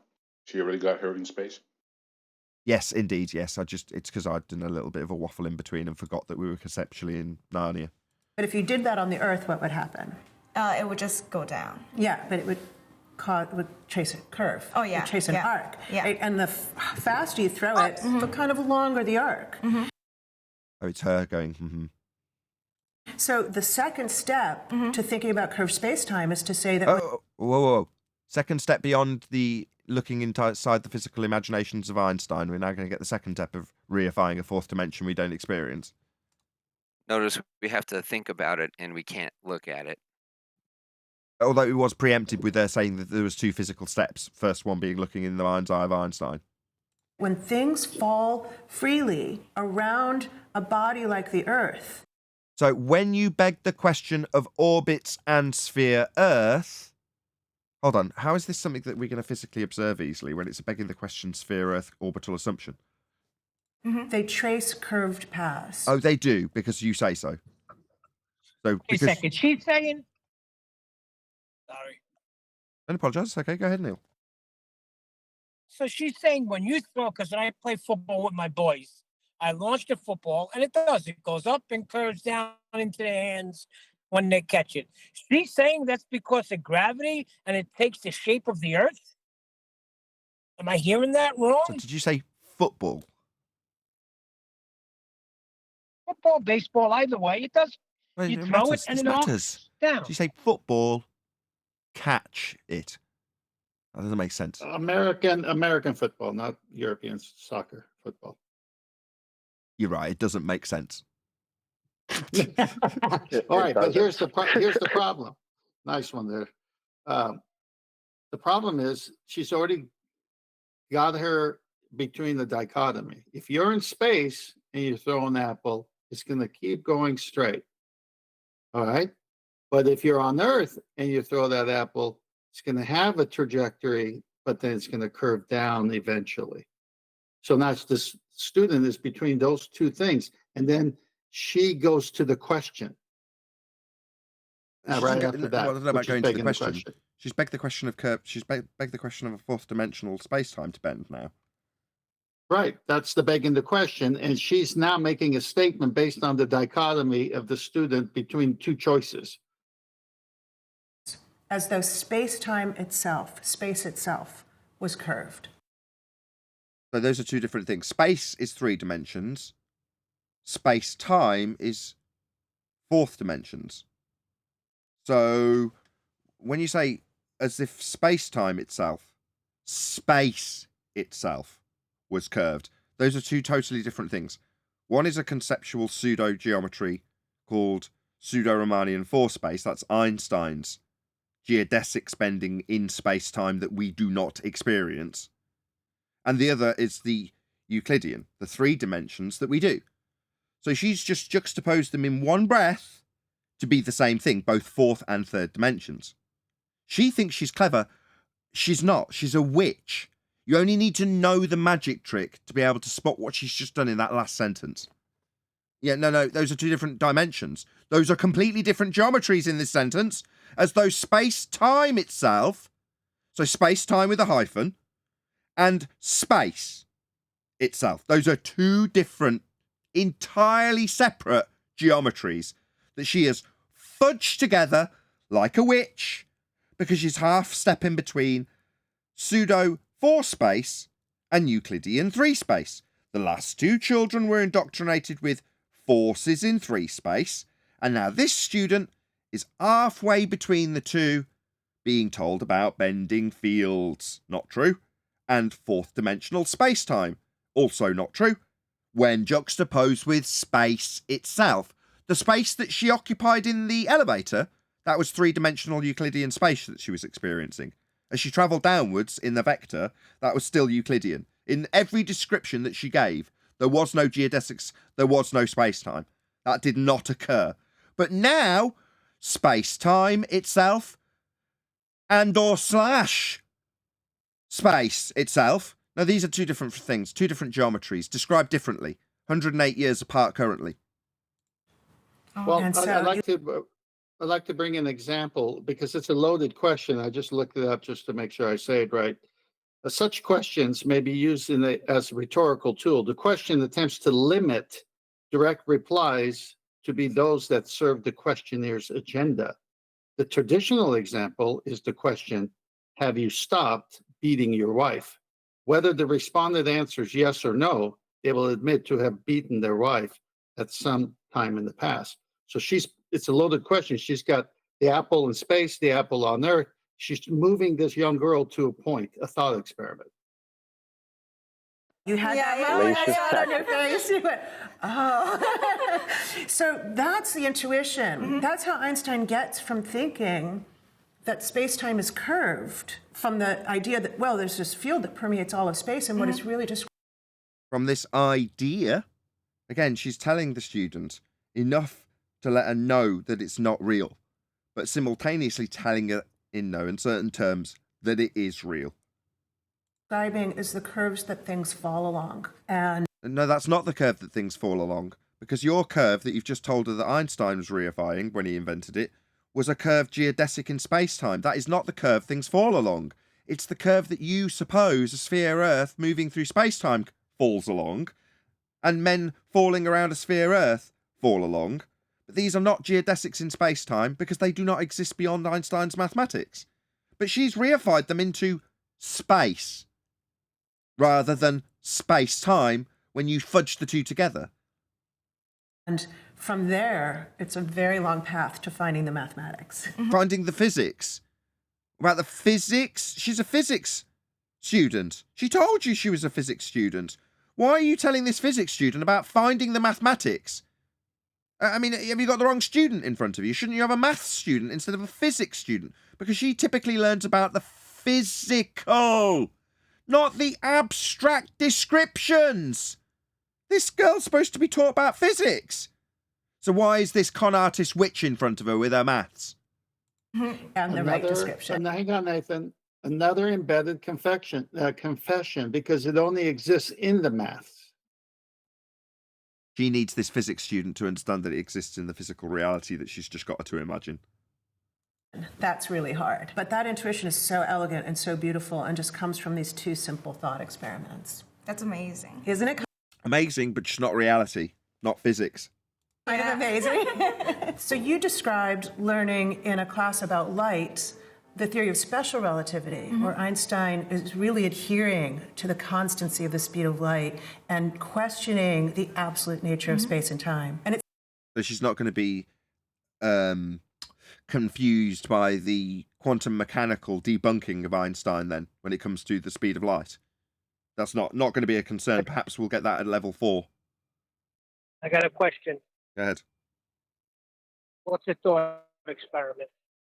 A non-physical idea, in this case reified from the mind's eye of Einstein into the unwilling, unwitting victim of grooming by this witch. So it's not science then? No. it seems like that has nothing to Neil, just think of it this way. If it's physical and can be seen and can be tested, it's physics. If it's a thought, it needs math to make it look real, but you don't experience it in reality. Oh, my stream's buffering. Is it just my preview? It says it's excellent condition, but it's buffering. Weird. Let me know in the chat if everything's okay. to do with gravity. But he later begins to think about the incompatibility of gravity with his theory of relativity. So suppose the sun were to disappear tomorrow. Oh, that sounds terrifying. In her paradigm of a heliocentric world, that would leave everybody dead. You know, the fact that their description of a second law of thermodynamics violation, sun that's a gas not expanding into the area of volume it has to fill, is irrelevant. In this child's mind's eye, surely not quite child, but we'll call it that for the sake of this, it's a terrifying notion. Imagine the world ending, is what she might as well say in this description of the sun being extinguished. Shout out to Unitox Femi, who says sea level is also beautiful and amazing. Right on. Thanks for the super chat. Really appreciate the support. Some like evil genius comes and just... What? Some evil genius comes. So when I told you about the death cell, she's laying it on a little bit too thick now. Really making my point for me, aren't you, love, when you tell her about an evil genius making the sun disappear? So it's definitely a nefarious imagining that she's going to have to be doing right now. Yeah, death cell. Yeah? Works really well till someone like me comes and points it out. Figures out a way to evaporate the sun. In Newton's understanding of gravity... What, Newton's? What? Sorry, didn't you just tell us about 10 minutes ago that this was out of date? The old out of date forces and that? We would instantaneously know about it all the way over here at the Earth. My bad. Obviously, you're in the halfway house. You're halfway between the three-dimensional forces that are old and out of date and simultaneously required to be brainwashed to the children younger than this one. But also, we're going to be moving on to the fourth-dimensional space-time bending, as you've mentioned it many times, in this halfway house discussion with this particular student. And that's incompatible. Hold on. She said instantaneously. That would violate special relativity and take general relativity with it, by the way. Was that... Can I hear that again? I missed that. I'll just play it again. Was it about 10 seconds? Yep. Figures out a way to evaporate the sun. In Newton's understanding of gravity, we would instantaneously know about it all the way over here at the Earth. And that's incompatible with the concept that nothing can travel faster than the speed of light. No information, not even information about the sun, could possibly travel faster than the speed of light. Yeah, that's incompatible with special relativity. So she just screwed herself again. She's a walking cluster windbag. So we shouldn't know about what happened to the sun for a full 8 minutes, which is the time it would take light to travel to us. You'll need R. You'll need to confirm the speed of light. We've debunked R and the timings that give you this assertion. So no. And so he begins to question why gravity is so incompatible with relativity. But he already... Right, so you're now explaining to this child why the stuff that you previously indoctrinated the other children with is wrong. You're disseminating to the child why the stuff you brainwashed the other kids with is completely wrong, and you're disseminating that. Telling my audience that you knew it was wrong when you brainwashed the other two kiddies with it then. You knew damn well it was a lie. What an absolute disgusting outrage. She does it so nonchalantly too. Now I'll disseminate how the stuff I indoctrinated these other two kids with is completely wrong. Yep. Already knows he's thinking about space and time in relativity. So then he gets to his general theory of relativity, where he realizes if I eliminate everything but just the gravitational field of, let's say, the Earth, and I look at how things fall. There are no gravitational fields in Einstein's general relativity, man. You have to play, when this is over, you're going to have to play Veritasium. I put it in Master B. We'll go over that. Go ahead. And I see that they follow curves. Well, then let's just do that. So, Veritasium, do you have a timestamp by any chance? Is it in Master B? In Master B. No, it's an audio clip. It's not that long. I'll play it. According to the general theory of relativity, gravity is not a force. There are no gravitational fields. Gravity is kind of an illusion. Perfect. I mean, absolutely perfect. Thank you. I'm glad I dropped it in right then and there. Well, then he realizes that space. Go ahead. 10th. You might as well play Mark 6:25 back to what she told the little kids. Oh, yes, of course. Let's just remind the audience. I'll make a note of what time we got to this time. What we're at. Where's it give me? 18:15. And it's 6:25, right? Correct.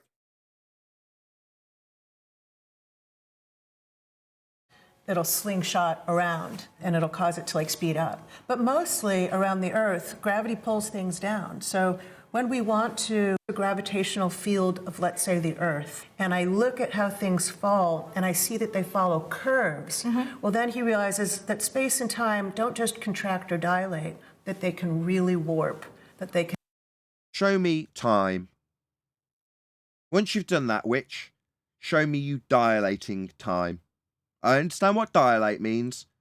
Show me time, then show me it dilating, please. And bend and that they can curve. And then he finds. Then show it curving. Go on, whoever that was. Yeah, can we address that notion of slingshot? This stupidity bothered me for the longest time. The idea of slingshot of an object around whatever gravitational force somehow makes it speed up and go faster. That contradicts the basic notion of conservation of momentum. It was Like, to I just don't reify the Newtonian force to the junior school girl, wasn't it? That was its purpose. And she likened that slingshot effect to having a piece of string. So it's, and then obviously you cut the string when you slingshot. I don't know how you cut the string. It's a gravitational string, but that's what she was doing when she was reifying Newton, wasn't it? Well, Yes. no, it's worse than that. Like, it's literally the manufacturer manifesting energy out of nothing. Right? There's no string to cut. And even if there is a string, the object cannot attain momentum larger than it already had. At best, they will remain the same speed. But in reality, like in the Narnia, it would lose its speed, not gain speed. Just if we port the notion of physics into Narnia for a second, that slingshot maneuver will not gain you momentum. Like, this is just so absurd. This was on yesterday's video critique where she talked about the string to a ball at the end, but she likened that to the ISS. And Adam brought up that would be the tensile strength. I did. Okay, that you can actually measure. So the string is gravity for them, not a force, but there's no string tied to the ISS. It's angular momentum compared to a non-force. Indeed, his critique is still absolutely valid. It's just it's because we've played it from the Discord server. You didn't realise that I skipped back, played a little section from her previous lying to children nonsense about a force called gravity, falsely ascribed to Newton. We've spun back so that the audience can hear at a pinch that while she's describing the non-force pseudo-bending of geodesics and decrying it as the old and dusty force that's out of date, old-fashioned, I think she said, well, we want to go back and show the audience there and then, or I do. No, the younger children are very specifically and explicitly being lied to by her, and she knows it. But it still makes you critique of the concepts within Einsteinian orbital motions still valid. It doesn't mean that it's not valid to step in at that point and go, it really annoys me when they say they can, slingshot around these planets and increase their trajectory. No, I totally agree. It's all nonsense, right? Why not? Let's critique it. We are going to stay live a little bit longer because I do want to get to the end of just this student. So we will still cover student number 4 and probably the after show. But because there are quite a number of stages in indoctrinating you throughout your life, this is going to take a little bit longer. And I'm happy to do so. I'm glad I've kept my temper under control, to be honest. But we will continue with this particular student till we get to the end of it, and then we'll round out the live show. As there's a good number of people, 110 people. It'd be nice to get to 150 people for some of these shows, especially when they're significant like this one. But please share the show. Also, as with all of these particular videos, in the vain hope that they would respond and put a link to my video, there is a link currently going by in the chat. And if you've just joined us live, this is typically the case at the beginning, but I'm going to do it now. Please let Wired know Nathan Oakley 1980 sent me. Obviously give them some algorithmic encouragement, given they've only got 10 million subscribers when they show how they indoctrinate you and your children into this nonsense of heliocentric religion. But there we go, let her know. Or they, Wired, know. Nathan Oakley 1980 sent me. Also, another shout out to Sensual Goat. I used to be against witch burnings, but now I'm all for them. Get the pitchforks out. Yeah, when I refer to it back in the day for dramatic effect, well, I mean, the historic validity is irrelevant. The fact is she's lying. Doesn't matter about the drama I lend to it by calling her a witch. I can prove in this video, in a self-contained way, that she knows, there is no doubt, that she had lied to the first 2 children. She knew it was wrong and she told it them anyway. There is no doubt about this. Thank you for the super chat, Sensual Goat. Check it out. Let her know. Nathan Oakley 1980 sent me, or them, Wired. Finds a way to make gravity compatible with relativity by saying if the sun were to disappear tomorrow, the curves that the sun imprinted in space-time.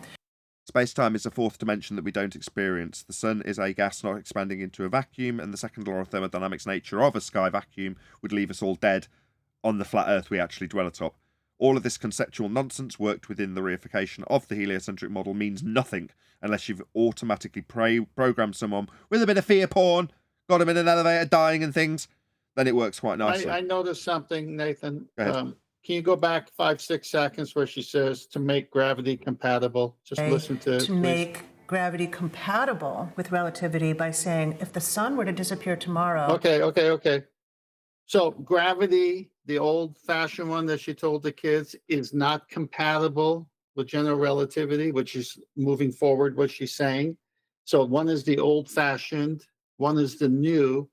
But back to what QE said, it can't work in Einsteinian, and she knows that it can't work. She just said they're not compatible. Yep. Yeah, that's what I mean. She knows she's lying. She knows the problems. She still disseminated it with all its flaws and inaccuracies to children. I mean, that's what she is. She's a witch. That's what they do. She's got no remorse. She was very nonchalant about the fact that she'd indoctrinated 2 children with totally the opposite information that's wrong, and how she can explain how wrong it is to this child. The curves that the sun imprinted in space. What curves in space-time? We don't experience a 4th dimension. You didn't show us time. You didn't show it dilate. You didn't show it bend. Time would actually be into ripple. And those are the Oh, would it? And what? And the ripples would create harmonics? Yeah, this is just total garbage. Gravitational waves, and they would change, and they would flatten out. Would they? What, in the world of Narnia? Nobody's experiencing worlds in 4th dimensions. This isn't happening in anybody's physical reality. You're appealing to this physics student with maths. The sun was no longer there. Yeah. And that Hang on. the light. Hang on. Didn't she say previously if you were in space and you threw an apple, it would just keep going straight? Now she's saying the ripples would flatten out. Yeah, it's a long string of doublespeak 10th. Travel time to get to us to tell us that the sun was gone. Sorry, did she just say it would take a long travel time? Hold on a second. Is it that we can quantify time as an elapsed period, or qualify time as a dimension to bend and dilate? It seems like we have an equivocation with what time is. Is it duration, or is it a fabric? Because it seems like she's describing it as both. That's a big problem.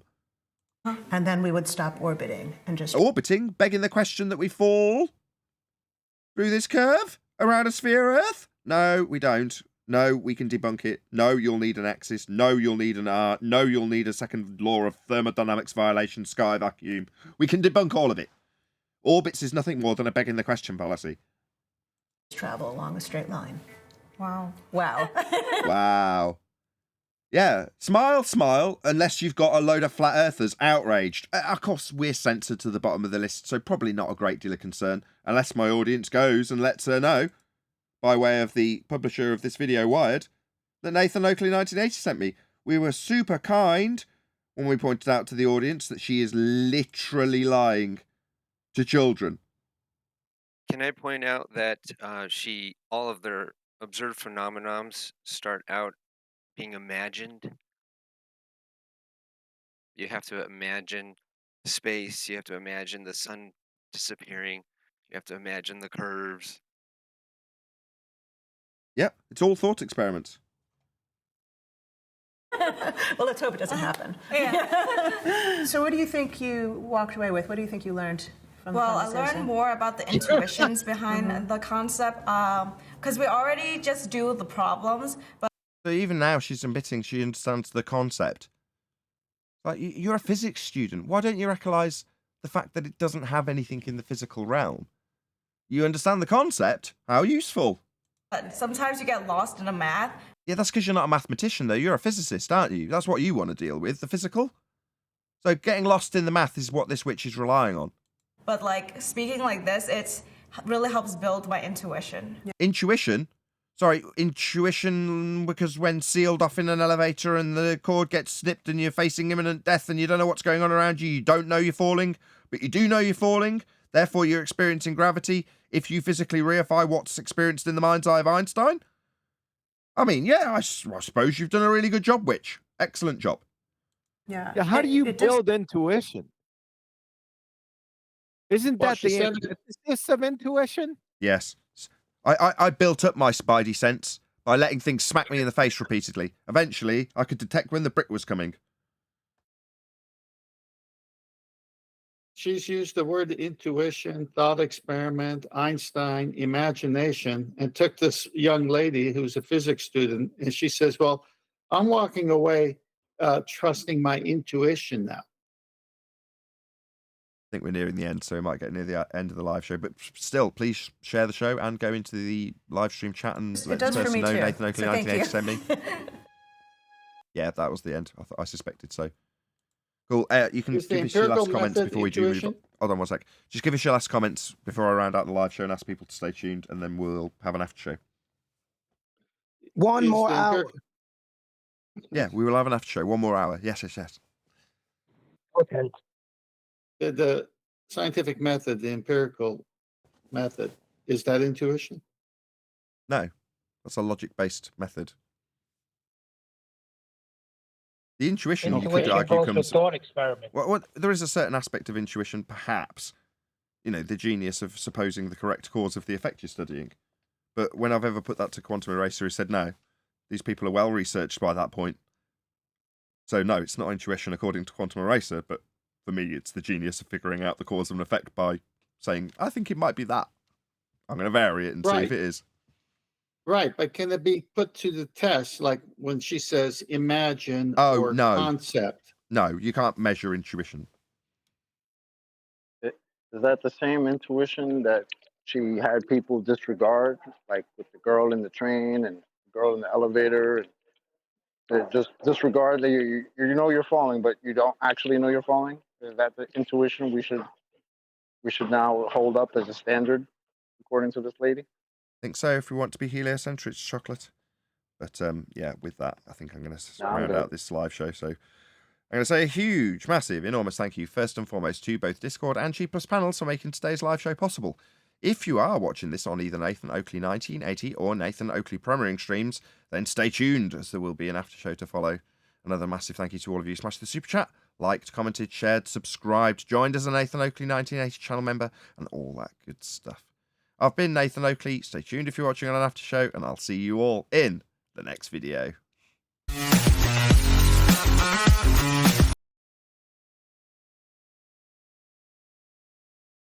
the bullshit you have to tell so people to profound convince them that when they're sitting still to in their bust. chair, they're actually spinning at 1,000 miles per hour while moving around the sun at 66,000 miles per hour while chasing the sun at 500,000 miles per hour. What Right? about the Because you can't accelerated just coffee? actually be sitting still. That's What just about? too. I'm Sorry. sorry, but like RC Meisty, what about the accelerated coffee cups? You beat me to it. I was coming with that. Oh, I beat you to it. Yeah. Accelerating coffee cups. Whatever happened to RC Meisty?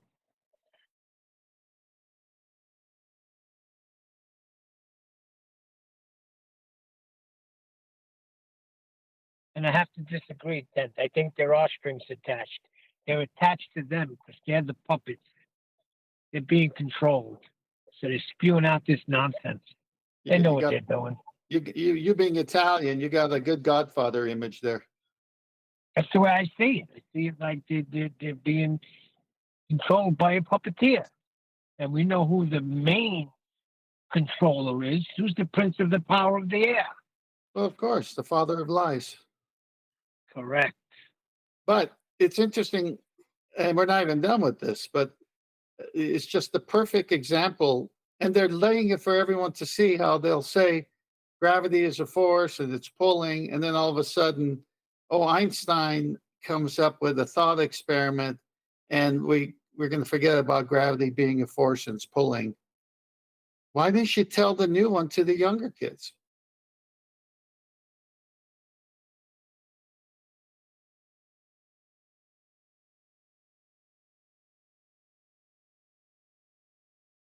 Nobody's answering. Yeah, I know. I'm thinking about it. I mean, Personally, I think it's just funny that they made a video like this, like showing you the progression of bullshit. It starts off as bullshit, and we're going to change the bullshit story to continue to be bullshit. Yeah, Isn't but that then wonderful? chocolate, then how are they? All right. Remember that thing? You got to gain their trust, right? How are they going to gain the trust talking this bullshit? Because who's going to trust that? All the physics students. This is what's interesting, the variation in the bullshit, which is sufficient to be able to get a buy-in from the student. What do you have to say at what age? The older they get, the more you got to bamboozle with mathematics to keep them in this paradigm, in this mental model. Hold on, Adam. You said the physics students. He's not talking about anything physical. He's talking about thought experiments. No, but to her, she is. In her, yeah, it's all real. Gentlemen, I tell you, if you go read the philosophy page of the Educational Board by Frederick T. Gates, who happens to be the great-grandfather of Bill Gates, and if you read it, you will see exactly why morons are grooming morons who are grooming morons for generations, and why we have a society full of morons and institutions grooming more morons to make a moronic society. Well, this lady knows she's lying. Why do you think they call it television programming?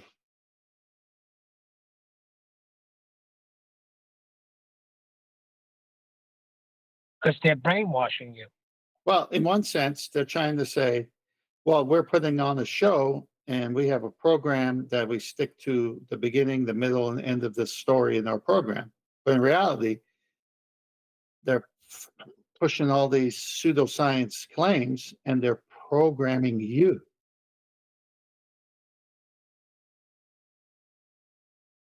Programming is a form of Honestly, brainwashing, I think correct? it. Sorry, Joe. Yeah, you're good, bro. Go ahead, I finished.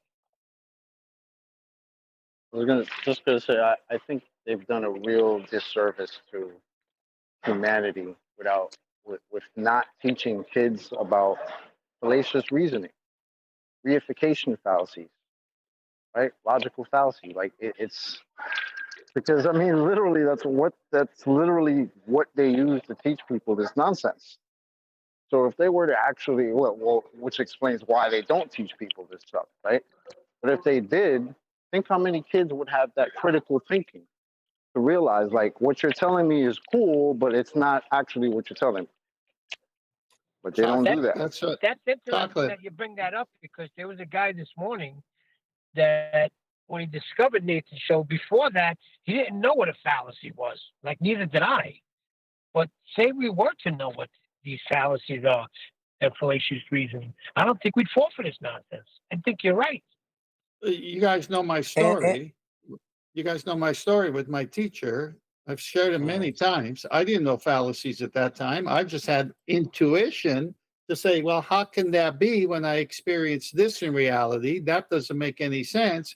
And over, I raised my hand until the teacher said, look, I don't even believe it. I just have to teach it.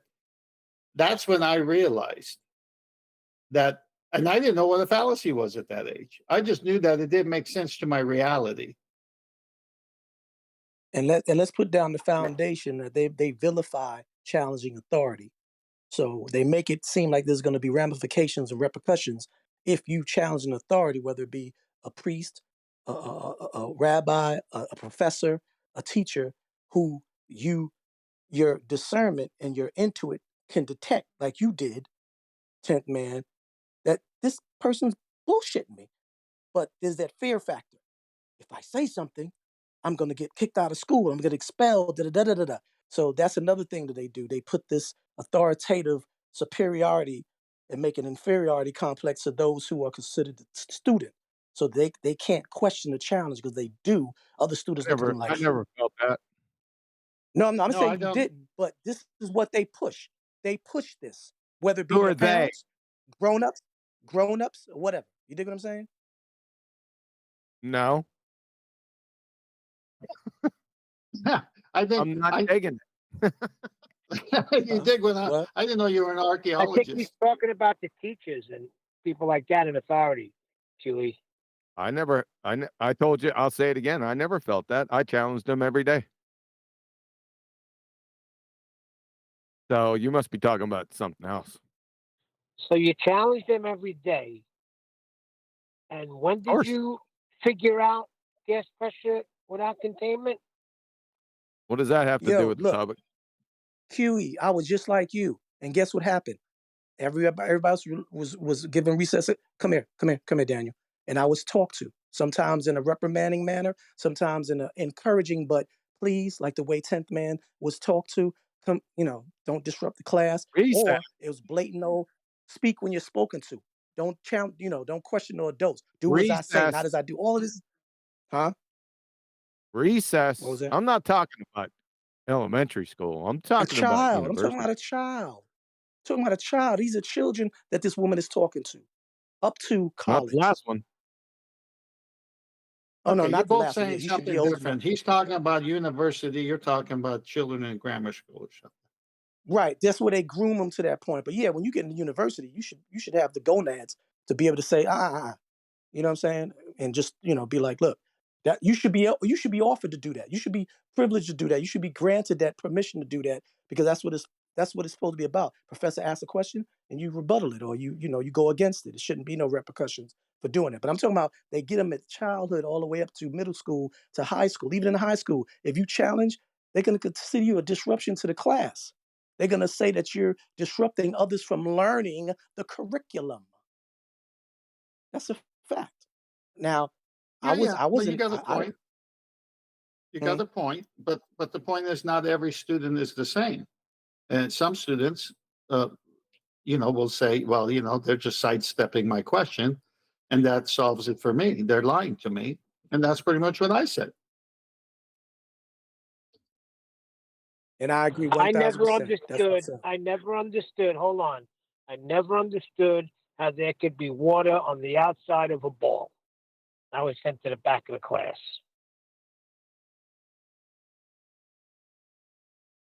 You should have paid more attention. What's your problem? I paid attention to the bucket routine, putting water in a bucket and spinning it over your head, and nothing comes out. But that's inside of a container. What about on the outside? At this point, I've got two choices, haven't I? I can either disseminate into Baldwin and play that game with you, or leave radio silence for everyone to ponder. Yeah, but some What I'm people saying didn't is even have that demonstration. we here, most of us on here, were that challenging against authority type of child growing up to being adults. But as the rest of the world, there are a lot of people who would love to be proud and bold and say what we say, but they don't want to because they don't want to be looked at a certain way because there's this certain tag if you believe in the flat earth. Same thing in that classroom. When the majority of the classroom either does not know the difference or really fall for the okey doke, you look like the outcast. So Not really. Well, not really. When I was in school, I just sat there and just took it all in. That was it. I didn't think about anything. It's only when you get older, you start thinking. And then you start looking into things. But in school, you just go to school, that's it. You don't really think. You're just there because you know you have to be. Good point. Like I said, people are different. I always questioned, I always fought it. I don't know why I was that way. So even just going to my mom and saying, look, I'm done going to the Catholic Church because I believe there's a God. I mean, there has to be. Look at creation, but he's not in that building. I knew that much. There was just some religious activity going on for sure, but I didn't attribute that to God. So why would I do that at age 12? And why would I start questioning my science teachers? And then they would just, one of them, okay, you just heard that story. It was because I was always that way. I don't even know why I'm always that way. Now, if someone proves I'm wrong, then I'll say, okay, I'll grab onto the hate to be truth of disagreeable, that. but you guys are talking about fighting the authorities, right? Whereas some people aren't like that. I'm one of them. So I view it very differently. So I tried to wrap my brain for an example when you said you're at school because you know you've got to be. Well, I didn't have that attitude. I mean, as a consequence, I did attend quite a few schools, but I didn't. I knew that, like the stop sign that you get to, do you have to stop? Just think about that for a second. Is it in your best interest? Isn't the question I'm asking. Do you have to stop at the stop sign? No, you can go through it and get in a car crash if you like. But it might. But I'm just saying, in terms of the consequences, that's not what I'm talking about. Same goes for school. When some people are under the misapprehension, well, you've got to be there. Well, I wasn't under that misapprehension, but I got in a lot of trouble for being truant. Not that I went to any of the detentions either. But you know what I'm talking about. I'm just saying there is another option. Some people see the authority as, oh, well, we've got to obey the authority, and rather than obeying, the alternative is fighting. Well, no, there is a third option. You know, you just avoid them, and then they won't know that you're not obeying. If you're out of their way, they're not going to be too concerned if you're not on their radar, that you're not doing what they want you to do. No one's going to do that. No one's going to go against it. You're just going to go to school because you've been told to go to school, because you have to go to school. But no one thinks about why they're actually there. They just go there. That's it. They don't think about, I need to go to school to learn this and learn this. They just have to go there. When let's when I say this, finished high school, my mom, who's got double masters, says you need to go to college. I go, yeah, I've been hearing that all my life, but now I'm old enough to do my own choice. I'm not going to college. I'm going to go start a business. I'm a self-employed guy, and I've been self-employed, lived on commission ever since.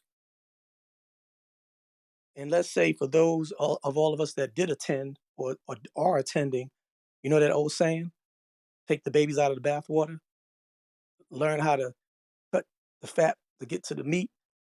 Because you can't say we haven't learned anything while we went to public school or the Board of Education, whatever, because law of, certain things we did learn. I mean, I showed an example how my son, not even 7 years old, knows that gas expands and fills its container's capacity and knows that solid, difference of that. So we do learn things. We just, if a parent or an uncle or some type of parental guardian can oversee and make sure that child has that critical thinking, deciphering, discerning mind, then you can attend these schools and be able to, give that look like, yeah, right, sure, to the teacher. But, just to get that A and that B, you play the game, but you know what he's saying is a bunch of bullshit. Or you can just disrupt the class and be like, you're a liar, and then, get expelled. Or do like Nathan did, be a truant. I played hooky a few times, I know what he's talking about. I don't know how relevant this is to children, We've got a load of middle-aged men saying what they do now at school with the knowledge they've accrued then. When you look at that girl in the first video, and there is no reason to lie. These are your peers. They're there to teach you. The cynicism doesn't come till later in life. This is why it's so abhorrent what's going on. Those open eyes, wanting to learn, being fed direct lies that she'll contradict to an older person. Direct poisoning of the well at the core, at the beginning. And that's what we got to remember. There's nothing on the students. There's nothing incumbent way you should have behaved. Like I said, we sit here and say, oh, I wish I'd got this reasoning back then. I would have caused more. Of course, we all struggled with the bucket thing. But no one was at the stage where they were doing a Riley with regards to their appraisal of the education system. They might have felt something was wrong, but we didn't. Sorry. No, well, carry on. No, you go on, Adam. I was just going to say, you're right, but then, all right, the whole bucket thing and Earth being a ball with water on it, that causes you to question the whole solar system that you're being taught at the time. I didn't. No, but it doesn't. What's that? No, it doesn't. Does not. In no way, shape, or form does that bucket thing question the solar system to you as a child. In the classroom, No, that's what I'm saying. throwing the That's what stars up. Yeah, all you do is go, that's a bit weird. It's going the other way, sir. Yeah, it doesn't make you go, well, that disproves gravity. That's not Newtonian. That's Einstein, if they're going to claim that, and therefore it's demonstration the heliocentric model's nonsense. None of that occurs in the mind of a child. Well, Space is still real. I don't know if I agree with you there, Adam, because I even remember Chocolate giving a similar story to my own in that regard. You know, going back afterwards and going in the garden and doing it and going, gravity, this makes no sense. So No, I do remember it doesn't. questioning it very literally.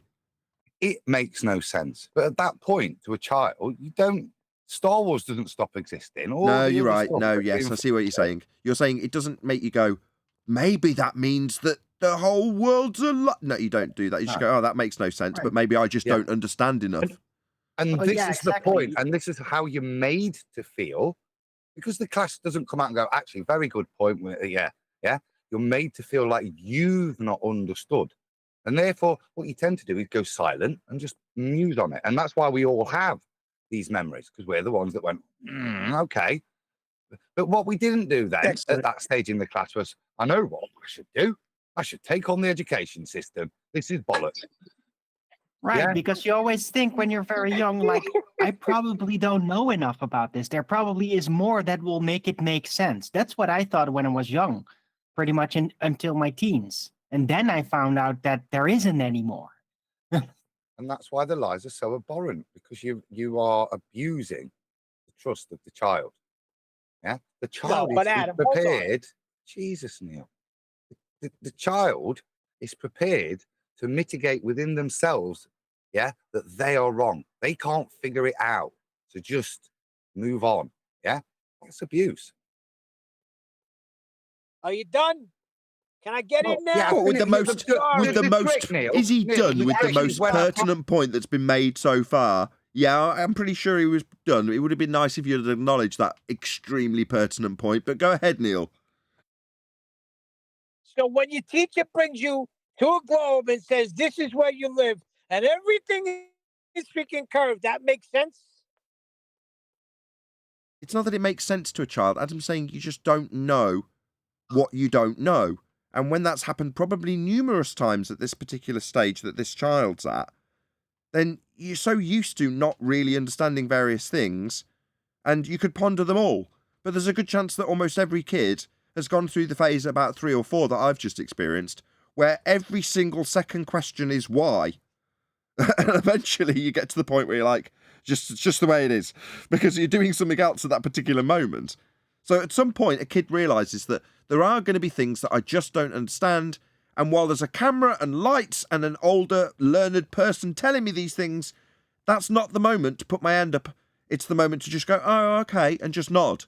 So they're conditioned to do that because that's what they've experienced and has worked for them in the past. Most creatures don't change what they do as habit, even at this age. So she's going to go, nod along. I don't fully understand it, but that doesn't matter. There's plenty of other things I don't understand as well. didn't make any sense to me, especially when I got older and I started working in the field and building and leveling things off. That did not make any sense how everything could be built on a ball. It does not work. Well, you don't know that when you're really I young. never encountered that water in a bucket thing when I was a kid. I honestly didn't hear that, or I don't remember hearing that until I was already a flat earther. I really never heard that. It must be someone else I was referencing. The then, bucket Chocolate. test? No, the bucket test was really clear. Of an Yeah. example of I Newtonian never- I gravity, don't- which it isn't. Nah. Well, they never did that in my school. Hey, I'd have been like, hey, what? hey, Yeah, but Chocolate, I you still realize think Darth Vader said, "No, Luke, I'm your father." You know what made me realize it? When I would wash a basketball, because sometimes, you play and the ball gets messed up and you take it home, depending on what ground you played on. And, just things like that, little observations like that, when you're washing your basketball or washing anything that's round or something, you see the water pour off. That kind of embeds in your head, not at the moment, but things like that. And then when you hear these suggestions or these assertions that this is how it is with gravity, right there, that flag raises up, like, no, that doesn't make any sense, because if that's the case, then why does, you know what I'm saying? Just little small things as a child growing up. No, definitely. Kind of No, I helps remember washing my balls and thinking, this is See, right. I try not to say it like that. I try not to say it like Okay, that. I purposely try not to say it like that. Before you go just stay on anywhere that else, topic, if I can. Go on, Adam. Just to stay on that. It's a little bit like the Matrix to me. Yeah, Neo knows there's something wrong. He can tell there's something, but you can't. Particularly as a child, you can't identify what's wrong. You can't identify that Einstein's wrong. That's a thought. Yeah, but you can detect it, and you have to. You learn, as Nathan said, you learn to deal with these things in life, and it's one of the things. Certainly in school, because of peer pressure, you put to one side. The way it's structured, you have to put it away and accept your non-understanding. But for you at that age to be able to quantify what you don't understand and why it's niggling away at your head, why you can't agree with the teacher, I don't think is realistic, and certainly not. I don't remember sitting in the class appraising the teacher like we're doing now. This comes with age, experience, and also, more importantly, the ability to challenge authority, something that no child has, particularly in school. I think that's what D. Rose was saying. But another thing is, when you're sitting there and they're going over everything with you, it's all programming too. Because I can remember just watching cartoons as a kid, and you would see E equals MC squared on a cartoon that has nothing to do with it. So we're programmed into this. What are you going to do? They did a great job.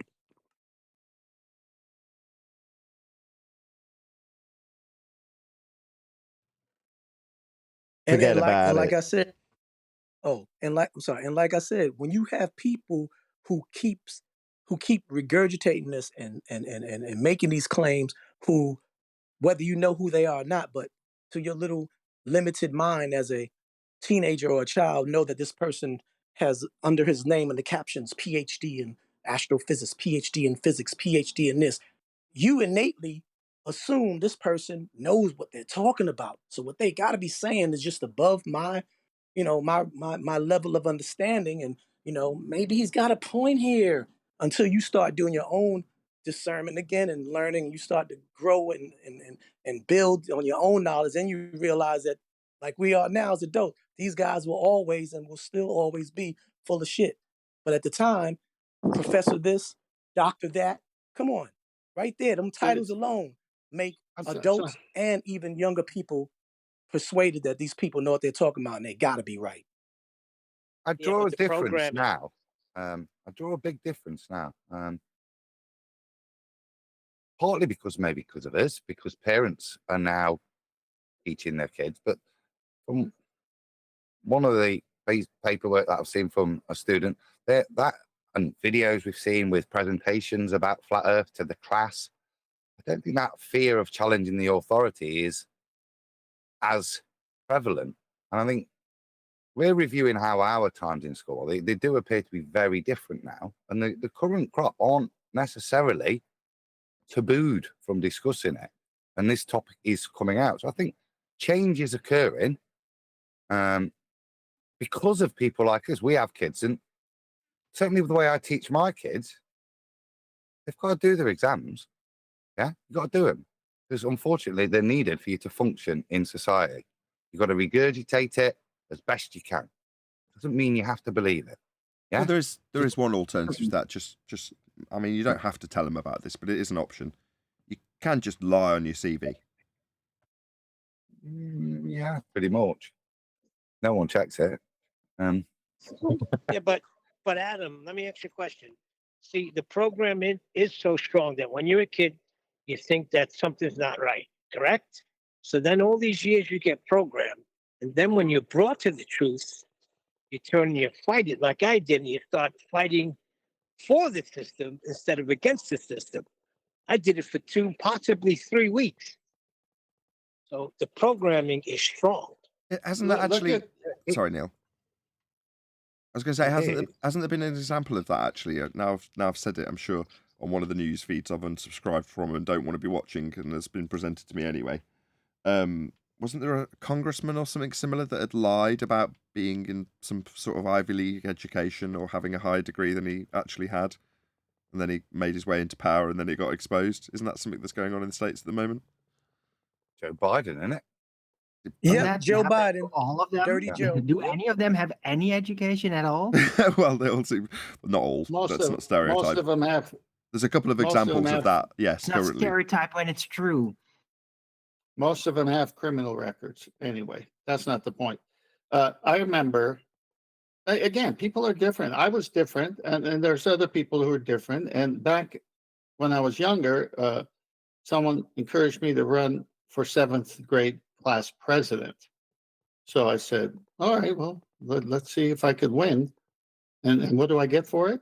I guess I was always about what do I get out of it if I do something, right? So sure enough, a lot of people say, yeah, we'll support you. So just make sure you represent us well. I said, okay, so I won.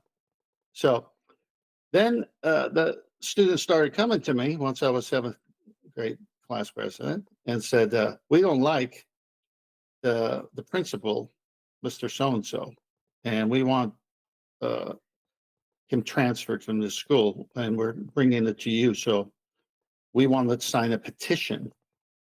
So I said, well, I am your president, and if you want to sign a petition, I'll take the signature. So sure enough, hundreds and hundreds of kids are signing this petition, and I feel someone grabbing my ear, and it happens to be the principal, and takes me to his office with a petition in hand saying, we don't want you here.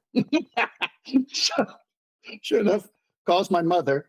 My mother comes into class and says, no, I trust my son.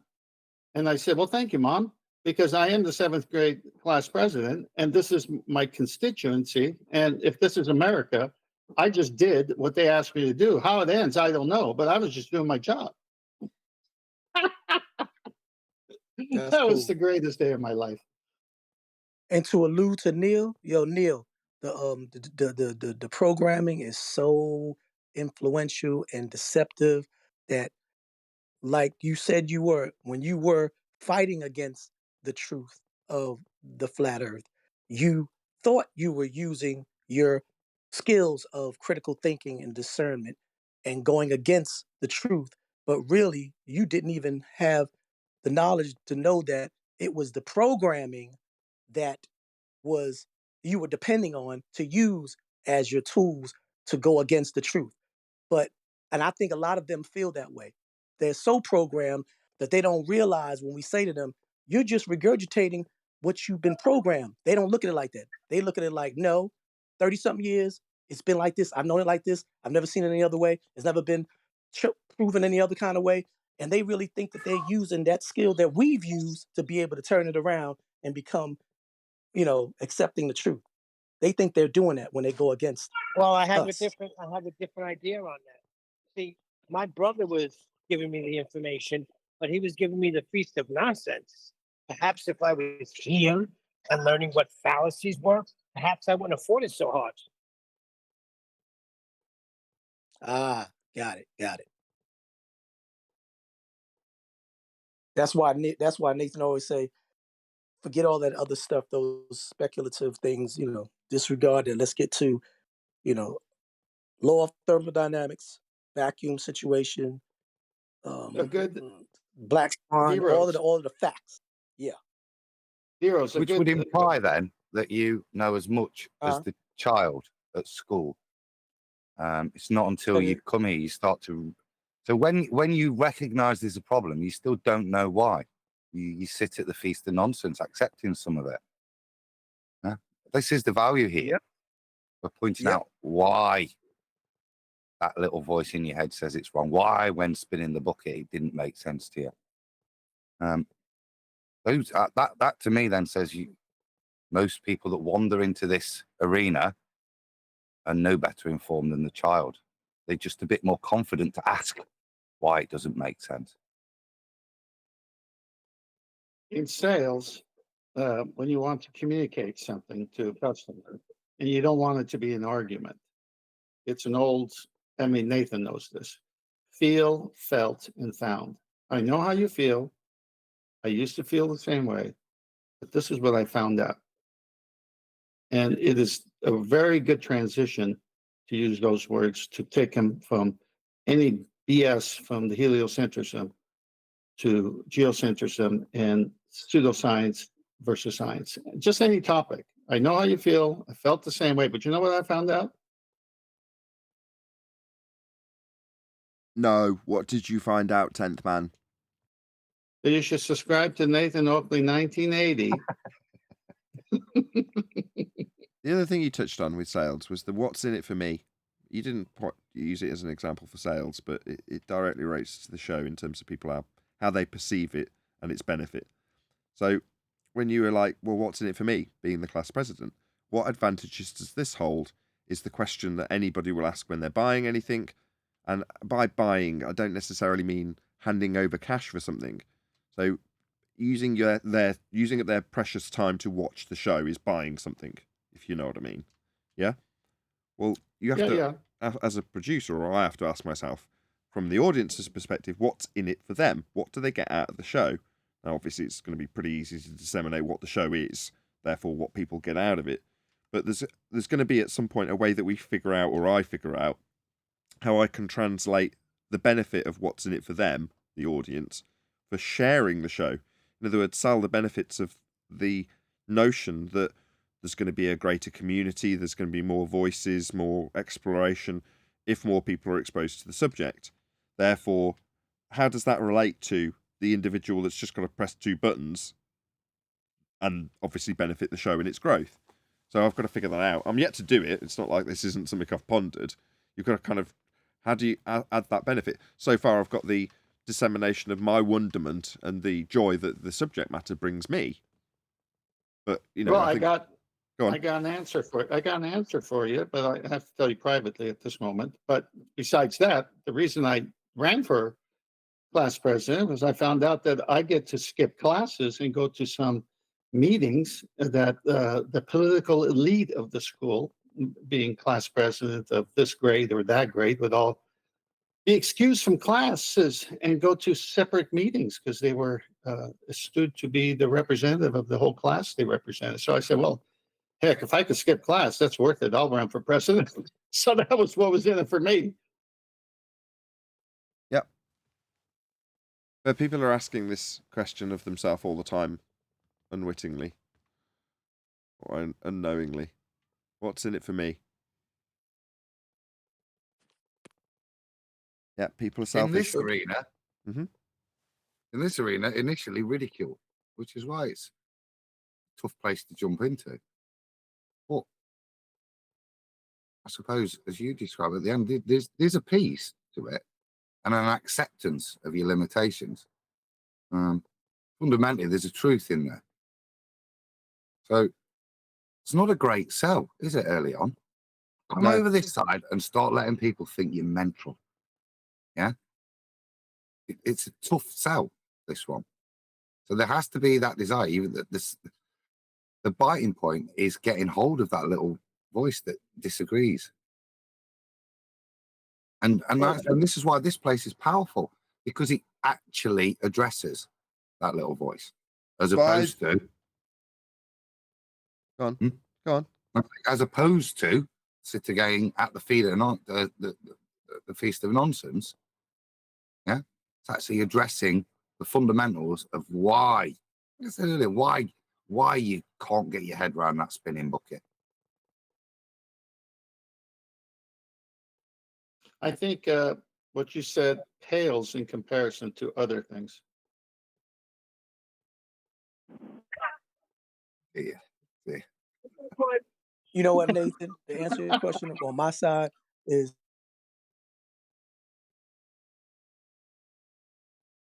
Go on, don't leave us hanging.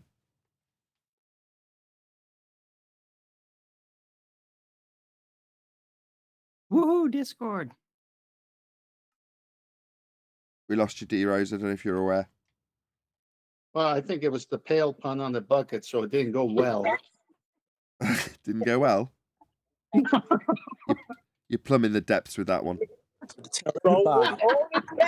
Nathan's I'm on just fire. saying, this is a good thing. This is a good thing. This is an awakening to realize. I guarantee you, what if everybody really found out the truth, unequivocal truth, with no boundaries or penalties, that you don't have to pay near a single tax ever in your life? Don't you know that the first person or the first few people that do that and realize that it's real, they would be elated to tell the rest of the world, because it's something that's helping everybody out. It's inside of you that you want to help other people stop falling down the pit of foolishness and stupidity, falling for the okie doke. Have you heard that's- the? Wait, I don't have to Hold on, pay hold on. taxes? Have you heard the allegory Huh? of Plato's cave? I don't know what that is, but go ahead. Please elaborate. Okay, the idea is that you've got an isolated group of people that have existed in a certain space for a very long period of time, and they are indoctrinated into a belief of what the world is by way of shadow puppets on a wall. So behind the curtain, so to speak, there are the elites, and they are telling the people stories of what the world is and how the world works. At some point, a couple of the members of this community escape the cave, and upon escaping the cave, they realise what the world outside really is. So at this point, you ask yourself the question, like you've just disseminated, these people cannot wait to go back into the cave to tell the rest of the people what the world really is. Now, what do you think happens to the two people when they get back to the cave and start telling the rest of the community what the world outside really is? I'm going to ask you, D-Rose, what do you think happens to those two people? They get thrown in the volcano and eaten by the living. You got it, pretty much. Yep, you've got it. They go into the carousel. That's Logan's Run plot, by the way. That whole thing. Yeah, I remember Logan's Run, where they have to find the old man. They didn't think old people existed. Exactly. And then they go to the real world, and then they find out everything's a lie. And then they Oh, go yeah, back to tell everybody. What's the name of that movie? I saw that. Yeah, Logan's Run. There you go. That was hot. So the moral of the story is, with you as flat earthers, it's a never-ending circular Plato's cave example. So you're going to get thrown in a volcano. How you like that?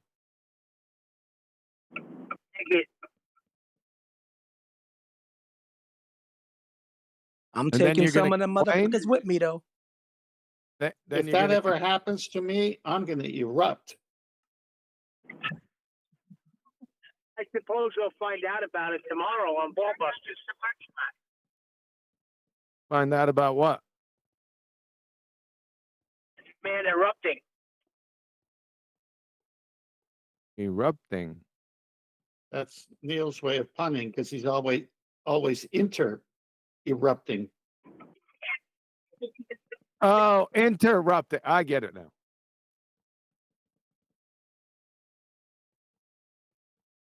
No, it's a good way. That's a good explanation. Plato's cave. So, flat earthers in general, if you're out here pontificating, then you shouldn't be surprised, right? Because it's just a never-ending Plato's cave scenario. It is with all the people that I have had this. Go ahead, Ted. There's Neil erupting again. Go on, Neil. I was just going to say, it's surprising, though. Of course. I'm sorry, I had to switch my thing. It's surprising because when you give them the information, I mean, it's so obvious. So for them to turn around and just assassinate you, it is quite shocking to me. Like when you say you can't have air to breathe if we're not contained. And you cannot get an elevation angle off a curved surface. When these things are just picked to the curb, it is quite shocking. You're still in the old paradigm of talking to everybody without qualifying people. You would do terrible in sales. Yes. Those would be anti-flat earthers. So you would have to discern and differentiate between the target groups that you're talking about. If you speak to that to a reasonable person, even though they're / quote unquote NPC, I can see the wheels turning. Right? Especially with some of the fog of mirror proofs. That's just the agent Smiths invading their body. Gas pressure without a container. That's always a good one because everyone can relate to that. I've been using the triangle, but people have forgotten what a triangle is. I mean, they sort of kind of know what, they can picture it in their mind, but they don't know all the ins and outs of triangles. They've not been around geometry for some years. Could that not be outside influences? For example, Matthew Learns. No, that wouldn't cover him. No, he's a different target audience. I mean, he covers certain people and he had trouble with triangles. I'm saying maybe that, follows through to his students. I don't know. If you're not too much time removed from just basic geometry, you got it.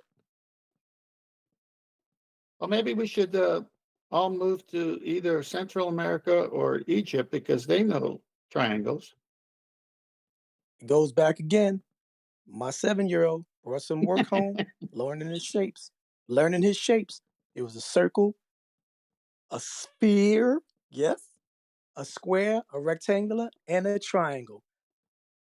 And then I drew a triangle under his 8 out of 8 correct with the little curved bottom. He said, that's not a triangle. He said, that looks like a man with a dunce hat on. My heart glowed and lit up like he got it. And with the pun, it looks like a dunce hat. Okay. I saw something pretty funny the other day. I don't know. Was it Flatzoid stream? It was just a little short because he has shorts or something. And I just flicked it on while I was doing something. And I looked over and I don't know whether, was it Craig on there? Craig fight the tight shirt? Friggin' moron, numpty dipshit. And he wouldn't, Flatzoid put these little kids on with like shapes and they're explaining what triangles and circles were. And he kept on doing it, right? I'm losing it.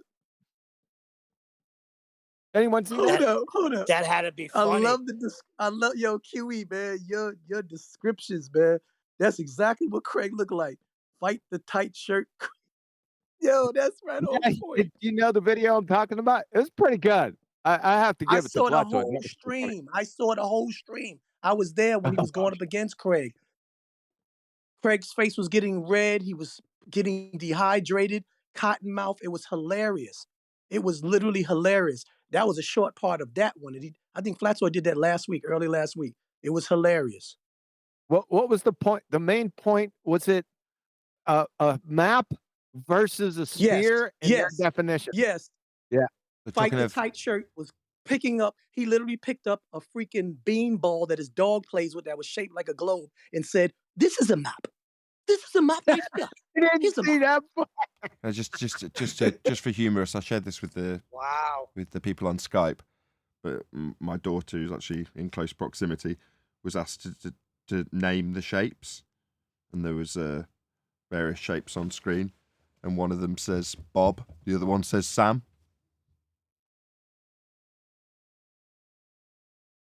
That's pretty good. You must know him well, Nathan, because I've always found that coin-shaped thing to be wanted to be called Robert. So she must be very familiar with those shapes. But I thought that was funny when you posted that. You can't fault it, can you? You can't fault it as a teacher. You should be giving them extra marks. Just for the intelligence. This thing went over my head, most likely under my feet. I didn't get it. Well, it says name the shapes. And because they weren't specific enough, the kid says, okay, I'll call this one Bob and this one Sam. Oh, okay, got it now, yeah. That's pretty twisted. That's something I would do.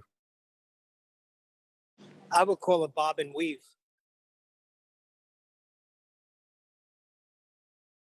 Okay, everyone's aware that there's ball busters tomorrow, because I know there's this thing in the between the FED that they don't know when ball busters is or isn't. That would be me. Please, Bob, plug your show. Plug your show whenever you That's know. not only you.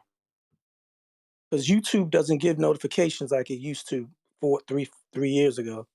I have to literally get on the thing, go on to the subscriber's channel, and see the red light to know when someone is live, or have to go on the Discord and see that Busy as a Bee or Divergent has posted upcoming shows. I was watching a rocket launch last night, and it seemed to blow up. Yeah, what a shame. The fireworks display. And twirl. Did you see the twirl? That's what they want us talking about. Let's make it clear straight away. Right. I heard it blew up. It's not going to space. The fact that it blew up isn't meaningful in any way, shape, or form. Oh, Alex Jones. You saw the spin? Alex. Hold on. Alex Jones Hold on, everyone from G+. dropped Just one sec. Who is that from Discord? Go ahead. Is Elbow. The book. The spin on the racket. You just need the spin. The spin on the record. On the rocket. It started spinning like just spinning. Not like a spin, like a direct spin like a rocket usually spins, but just like going around like in a circle in a way. Yeah, I saw that. It's in the video. They're blaming 6 or 5 of the engines that was not working. So it went into this tail turn and just spinning, and then it blew up. And then Elon Musk is happy because they learned from it.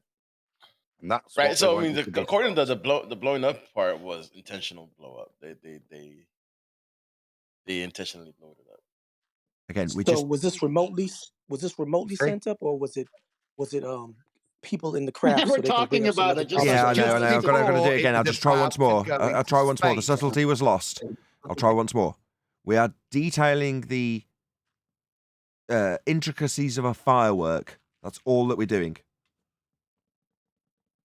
The point I was going to make, Nathan, was this is a decent delay at this point. Often it's just weather for the reason they can't go to space, or there's a fault here, or a little bit of a count in there. This time, with a good explosion like that, it's going to be a good 6 months to a year before they have to keep bullshitting you again as to why it can't go up there and do what they say they're going to do. A good hiatus they've put in this time, I think, with it blowing up. Yes, because there is no up there. The best part of the whole thing, and the reason I posted it in Master D, it wasn't for the obvious thing here, because it's obvious what Adam said is what they're doing. But it was when the crowd, who's obviously dumbed down and in one of the big rooms watching it, is cheering like crazy when it takes off, cheering like crazy when it's midpoint, cheering even louder. And it's almost like paid enthusiasm because it's so phony. You could tell it's phony. And then when it blows up, they're still cheering. They have no idea. Yo, you saw that too? I was just like, hold up. The thing just flew up. This still, yeah. Like, Now, that's why I posted it in Master D, because these people are so dumb that when something blows up, they can't recognize it and go, oh my gosh, it blew up. They're going, yeah, look at it. It's interesting, isn't it, that they can go up and go down and they keep showing you these bits. But suddenly when it is time to go to space, oops, we're so shit, these things just blow up. It's in not a 2023. plausible story. It just smells, like I said to me, a very well-crafted delay tactic that gives you a good lengthy amount of time before you have to start dealing with proving this crap again. We can have a good year, can't we, of rockets going up and landing on space pads, on ocean platforms for another. I'm sorry, Adam, go on. Just the point of this is that there's the fool, there's the trickery, isn't it? And once again, there comes a point where you can't just keep showing people crap. They've got to try and do this thing because they're so good at it, and we get what we got the other day, which is just another delay. Yeah, but you have the news already, like all the mainstream stories about it saying, well, yeah, it blew up, but, you know, it was like a failure because, you know, they try to spin it off like, well, you got to have a bunch of failures in order to succeed. And I'm sitting there. Yeah, like all the failed moon landings they had before they went to the moon successfully. You know, life's Exactly. lost. Nathan, let me just report something. It might be something nothing, but when I joined the other day, I was listening to the show quickly to catch up to what you'd been talking about so that when I joined, I knew where you were at. And I've just done the same thing again now. And both times, yesterday, the other day and today, the show that was presented after you, 9 times out of 10 is something like Veritasium or Sabine Hoffensfelder or whatever her name is. And it's usually like an anti-flat earth video. But the last 2 times, it's been a religious one to do with like Christianity. And I think they might have recategorized you as somewhere else other than this topic. I think they've put you in a different area because different videos are coming up. Normally it's anti-flat earth rhetoric. Now it seems to be religious. Might be something nothing. Just thought you might want to know. I had noticed that as well when I searched myself. Yes, you get a lot of churchy stuff that comes up and you're like, okay, so I'm not at the bottom of anti-flat earth lists or flat earth lists if it was 5 or 7 years ago. Now I'm at the bottom of church lists. so it's not enough to put me at the bottom of the lists. Put him at the bottom of a completely random list. Yeah, you're not even on the list anymore. They've got rid of you out of the actual pool, the pool of people that you work with, and now you're in some other pool altogether. It's like, look at all these tropical fish, and I'm just a goldfish. What are all these doing around here? None of these people are interested in my work. The pool. Have you had any either archery or cooking videos follow yours then? I don't think so. No. I don't look. I'm very interested in Anthony's pool. What's a pool? Like a Liverpool. Pool. Yeah, the pool of people, and you know, like you're looking at. I can imagine Nathan being like the goldfish in a pond full of like koi carp, and Nathan's going, "I'm not a fucking koi carp. I'm a goldfish. What am I doing in this pond? I was over there the other day. I'm not over there." If this example hasn't got me as a shark, then I'm going to round out. So with that, I'm going to say a huge, massive, enormous thank you to both Discord and G Plus panels for making today's after show possible. And of course, a massive thank you to all of you in either Nathan Oakley 1980 or Nathan Oakley premiering streams. Hopefully smashing the super chat, liking, commenting, sharing, subscribing, joining as a Nathan Oakley 1980 channel member, and all that good stuff. I've been Nathan Oakley, and I will see you all in the next video.